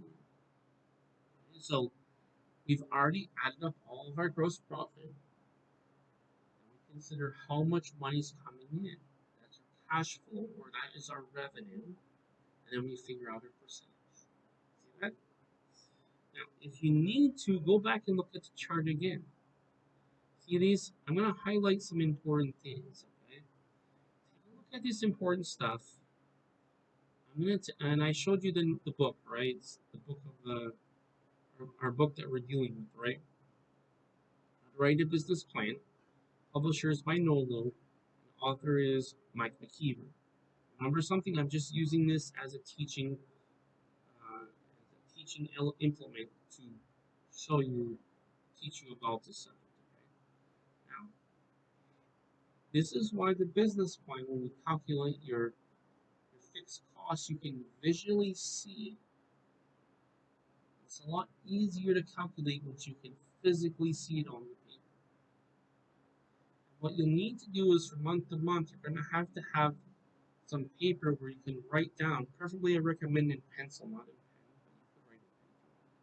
Just make sure you have sufficient space so if you have to cross something out, you can write it in. Make sure you take good records of this. Okay? The record keeping is your bookkeeping, and then the logical derivations of it is your accounting. So remember something. For break even, we need sales revenue. Consists of the total dollars and activity from you. Okay. We have our fixed cost. Don't forget the fixed cost. And we have gross profit from each sale. Don't forget that. I'm going to fast forward to the rest of this. Okay, here we go. Now, we've considered a break even. That's based upon our fixed costs. Break even is a total break even per month, per 3 months, per year. It depends on what it is. If it's per month, it's a total amount per X amount of days. So some months there's February's 20 days. Other months is 30 days or 31 days. What you do is you don't care. You're not going to average the days. What you're going to do is you're going to add up all the costs per month, right? And then you're going to say, okay, based upon normal operation, typically on average costs this amount. Or for what you need, you can add it up, itemize it, and add it up and say it costs this amount. So you add up all of your expenses, and that's your break even. Is break even? We'll talk about how much it costs to operate a business. That's the idea. That's the idea. Now, in terms of numbers, you need to find out how much each one costs. Add up all the numbers. Very simple, right? Okay. For example, here we have fixed costs, and we can do it per year. So I told you per month is each day times how many days. That's per month. 28, 30, 31, whatever it is. If it's 28 and 30, it may be slightly more. 31 is like an extra half a week. Slightly more. It's not huge. Now, if we're talking about per year, we take the total amount per month times 12. Okay? Sometimes it doesn't exactly work out exactly as in based upon 30. But we want to say 365. Okay? Total amount, or we could calculate per day times 365. Or how many days in operation we're open. So if we're not open on the weekends, whatever, we take total amount of days of operation times total overhead cost, and then we get our break even per year. See?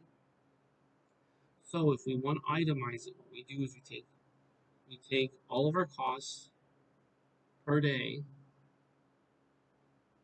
times 365 or times how many days of operation, or we can take per month and times 12. Now, after we've done that, we look at the sales revenue forecast. So we have break even first compared to our sales revenue. We making a profit. To make a profit, it will be a percentage of the break even. Now, here's an example of the break even sales revenue forecast. We have the annual sales. This is per year, by the way. Annual sales compared to fixed costs And then a gross profit. The profit is also an expense because that's how much the company needs to make. And then we need to consider how many sales we need to make to get that break-even cost. So what we do is we take that total amount divided by our gross profit,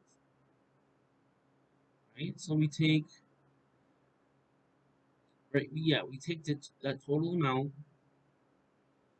and then we divide it by gross profit. We'll get break-even sales. Now, sales over break-even. So to make profit past that break-even, we say how many sales do we need? So what we do is we say, okay, fine. Let's look at our total increase in revenue. Sales volume means how much did you make in sales um, for that. So it's basically like the total sales you made. Then you minus the um, so you minus the break even, and then you get your total how many sales you need to make a profit over the break even. That's basically what it is. Because the reason why you divide by the gross profit is that's per sale, per unit. The per unit refers to the per sales. It's referring to the same thing. Or per unit of sale, depending on how precise you want to get. And then finally we have the profit.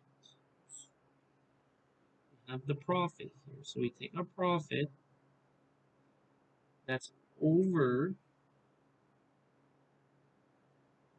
multiply, we take the total amount of profit times the profit margin and it will give us our total.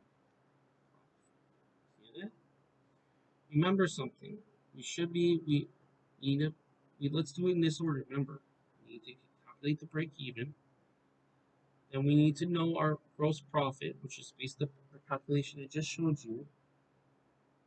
Right, when we calculate all of our profit margins, the total amount of excuse me, is the percentage based upon the total profit of the items, the gross profit. Take that percentage, so it's the growth. It was that gross profit divided by the revenue, so that will be your gross profit. And we did was we divided that by the break even, so that's the total amount to operate the business. Then it will tell us how many sales. All right, then we got that. Now, last thing is when we calculate the total profit after we break even, they take the number revenue that we have. So that's the difference between break even and the sales after break even.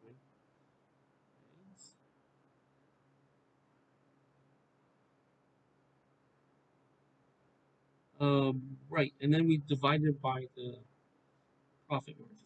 Give us our total profit. Okay, I just want to double check that.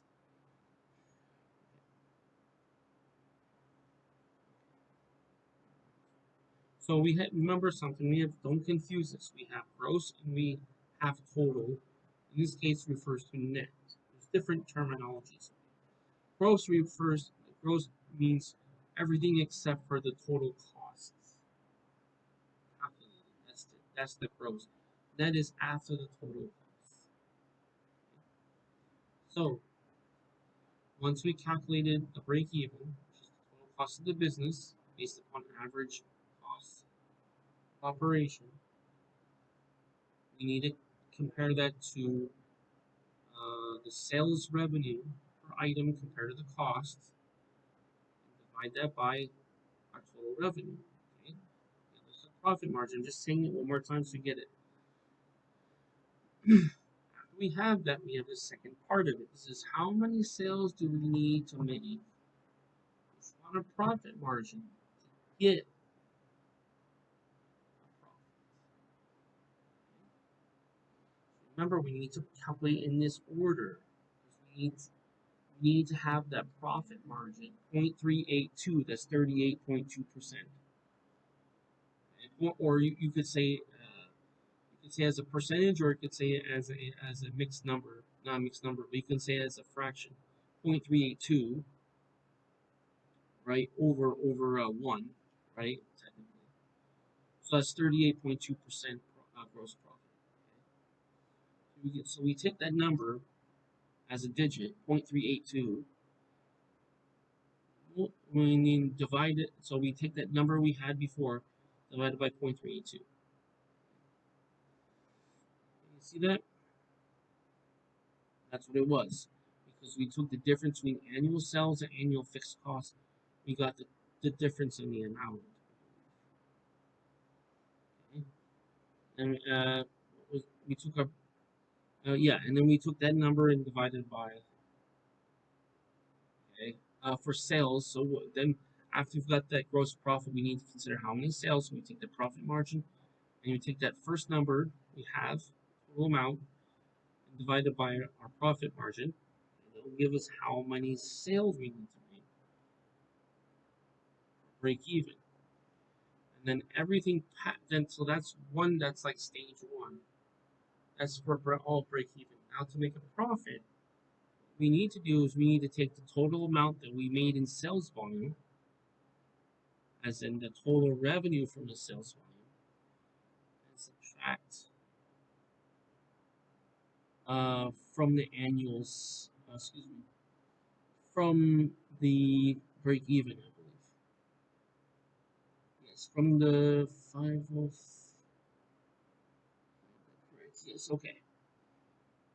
So whatever so you take the first number, subtract the second number, give you that's sales over, that's making a profit past our break even, and then to calculate the total profit you're gonna make after you've breaking even, take that amount, 545,812, and then you multiply, because one is sales when you divide, it's profit margin times that number, whatever that number is, will give you how many sales you need.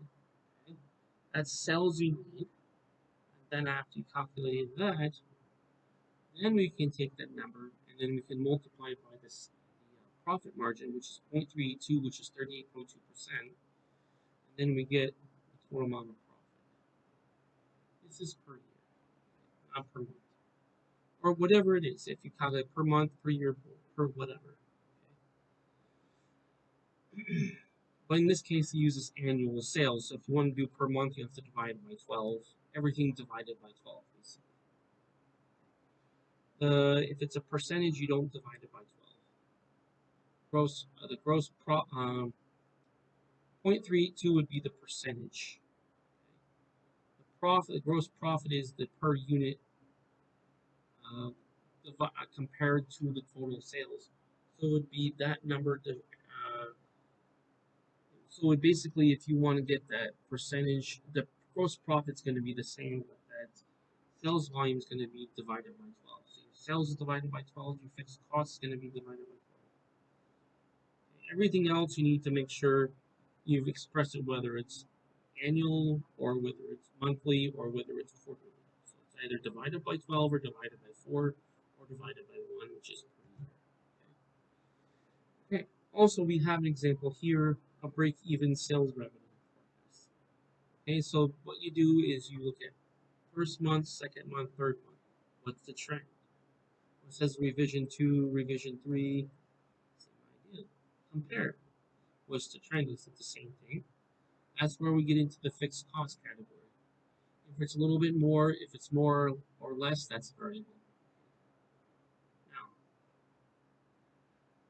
after seeing all this, I want to tell you one more thing. I know this was a little bit long, but I want to tell you one more thing. Make sure you have the same level of confidence in this revised forecast that you had in your first forecast. What you do is you take your first forecast and you look at month to month, the second, third. As you're going along, your confidence should grow because you have more information and more data about what you're doing. On the first time, you may not have the numbers exactly the same as the second or third, depending on if it's fixed or whether it's variable. Variable, it can change, you can understand that, but fixed, it should be the same number from month to month. Okay, so that's the idea. Okay, now at the end of this, what you should be able to accomplish is the following. You should be able to choose a business you know well from all this, figure out the numbers and compare to your capital and compare to what you can do, etc. You should be able to choose a business you know well. Number two, you should be able to identify a need that you can fill in the customers, as in fixing or solving a customer's problem. Number three, these are in general terms what you should be able to do. Number three, describe your business and how it will fit the need. This is from a marketing standpoint. Number four, decide that your business is the right idea at the right time. This has to do with trends and tastes. What taste is, remember what taste is. Taste is what they like. Trends is the historical data. What's happening before, now, and what's projected in terms of forecasting. Deciding what you like, uh, that you like your business. If you like the type of business you're in, do it. If you don't, this is where I was talking about passion. That's requirement number one. You need to be passionate about your business. Number two, you need to be competent in your business. Number three, you need to have the resources required for the business. Remember, as I said before, forecasting enough profits to make written a complete business plan worthwhile.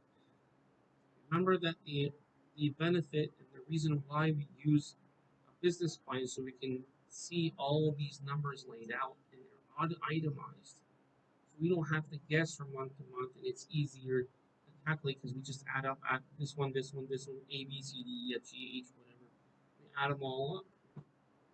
And if we're not good at math, just use a calculator. This is just basic math. Add up all this. Remember, our profit is the gross profit is your total profits of all your items itemized for the year, for the month, for the quarter, whatever it is, divided by the total amount for that duration, whether it's per month, per 3 months, or per year. That gives you your margin. Okay, I mean that's for your break even. How many sales for break even? This margin times this amount. The total amount we had before divided by the profit margin. Okay? That's for break even. And then we need to calculate the sales for break even, past break even. In other words, to make a profit, how many past that amount? So it's this amount plus. So it's the difference between break even and sales, basically. So it means past break even is the difference. To make a profit, what we do is we take that amount, we add the difference of this 2, divided by 382. So if we take the total, and then when we want to look at the total amount, profit, we take that total amount from before, the previous number, and then multiply by 3.382 or whatever that profit margin is. So we need to understand percentages for basic math. So if it's 30%, it's 0.3. If it's 10%, it's 0.1. Right? If it's 100%, it's 1. So everything after the whole number in the digit is going to be a percentage of. So if it's point whatever, the first number is tens, hundreds, thousands, just like you saw in basic math. So 0.1 is 1/10. Point, and there's 2 zeros is 100,000, just like regular arithmetic. So when we say 38.2%, we convert it to a digit, so that was 0.382. Okay? Just in that order. If we want to figure out how that would work, what we do is we put 382, move it over 2 digits to the left. This is a fraction of 1. 38% is a fraction of out of 100. So 38.2 over 100, what is that? 0.382. Okay. If it's 100%, it's 1 to 200%, 300%. If it's a fraction of 100, that's where we have the 0.382. I know most of you guys probably already understand basic math, but I'm just giving you in terms of arithmetic. That's basically how you take the percentage and express in terms of a decimal. So that will do it for this lesson. It's important that you understand those points I mentioned. Now, I'm just going to give you a really quick. I know this was a little bit long. I'd rather spend a little bit more time and get it straight and be thorough than not. Okay? Remember, for chapter 3, we talked about the consideration of choosing the right business. Now, previously, we talked about the benefits. Why you want to do it? What's your incentive? In chapter 2, we talked about, do we really want to? Because we have to look at the requirements for the business. Now we need to. Now our next step is, in this lesson we talked about choosing the right business. Now, if you haven't seen the first two, and or you don't know what's in the other two, I recommend you also watch those. For this lesson, I want to say specifically we talked about choosing the right business. We want to talk about the concept in terms of the introduction. In the introduction, it's the concept of what is choosing the right business. Now, then we talked about knowing your business. We need to know the type of business we're in. And then we talked about being sure that we like your business. Do you like the type of business? Okay, we talked about that. And we need to describe the business in terms of the type of business, the problem statement, and the business description. Problem statement is the type of problem the business needs to solve to provide value to customers. Then the business description. What's all the different aspects of the business? We also talked about taste, trends, and technology. In other words, how will the future affect your business in terms of the taste, the trends, and technology? And then we need to write a future trend statement. What is likely to happen in the future based upon past data? And we also talked about a break-even analysis. That is, will your business make money? That is in terms of forecasting your sales revenue, forecasting the fixed costs, forecasting your gross profits for each sales dollar. Remember, we took the total amount of sales for sales, profit now for sales dollar, divided by how, sorry, and then you subtract how much it costs to get that sale. That's our gross profit. Okay? How says gross profit for what? Each sale times how many sales times profit margin. And finally, and also in terms of forecasting your break-even sales revenue. So that was sales revenue and how many sales it takes to get break-even and also past break-even. And at the end, finally, we talked about past the break-even, once we have that's all calculated, then we take that final number and then we multiply by a profit margin of whatever it is. In this case, it was 0.382, which is 38.2%. And then what we should be able to do at the end, which is what you should have been able to accomplish after this. Okay? So this was a longer, wasn't long, but it was a little bit longer for a chapter. I think the hardest thing for people to understand is the accounting part of it. To get the concept of this divided by this, if you're not used to thinking in terms of that way. So we need to understand because we need to calculate this in advance. The way, if you're not good with math, the way to better be able to calculate this is having this all written down for your fixed costs in your business plan. Because again, it boils down to a very simple idea. Can you make a profit from this business?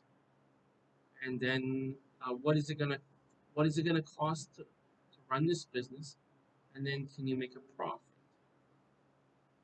How much? And then uh,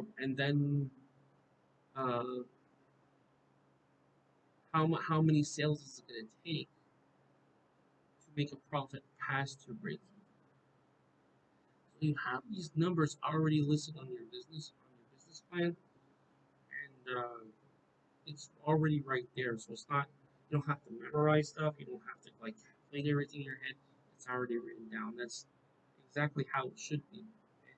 Once you have all this written down, you can just it's itemized and listed out. Do this column by column. Now I recommend you do this in a spreadsheet function. Okay. You can just um, I will come up with or you can just Google actually the code column, let's say A1, B1, C1 equals D1. You can just do regular arithmetic function when you put it in Excel or in a spreadsheet. I believe it uses the same formulas, just like a mathematical formula. We want to find out the total, we want to find the quotient, or we want to find the product. So it's basic math, right? A plus B plus C equals D. Quotient. A divided by B equals C. Or product. A times B equals C. A times B times C equals D. Like this, very simple. Math is very simple. We just need to make sure we have this organized and listed out in our business plan. All right. So I know that this, if you follow this idea, stick to it, you'll be successful. What I'd like you to do is please click like on the video, as I know it provided value for you.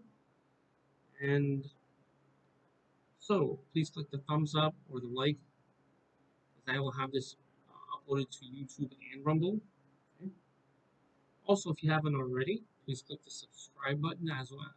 That way you'll have access to all of my content on this channel, as I have a variety of content on this channel. Also, if you haven't already, in addition to that, please click on the bell button. That way you'll be notified of all my future videos. Again, would like to thank you for watching this video, as I do appreciate you taking the time to learn from me, as it's an honor for me.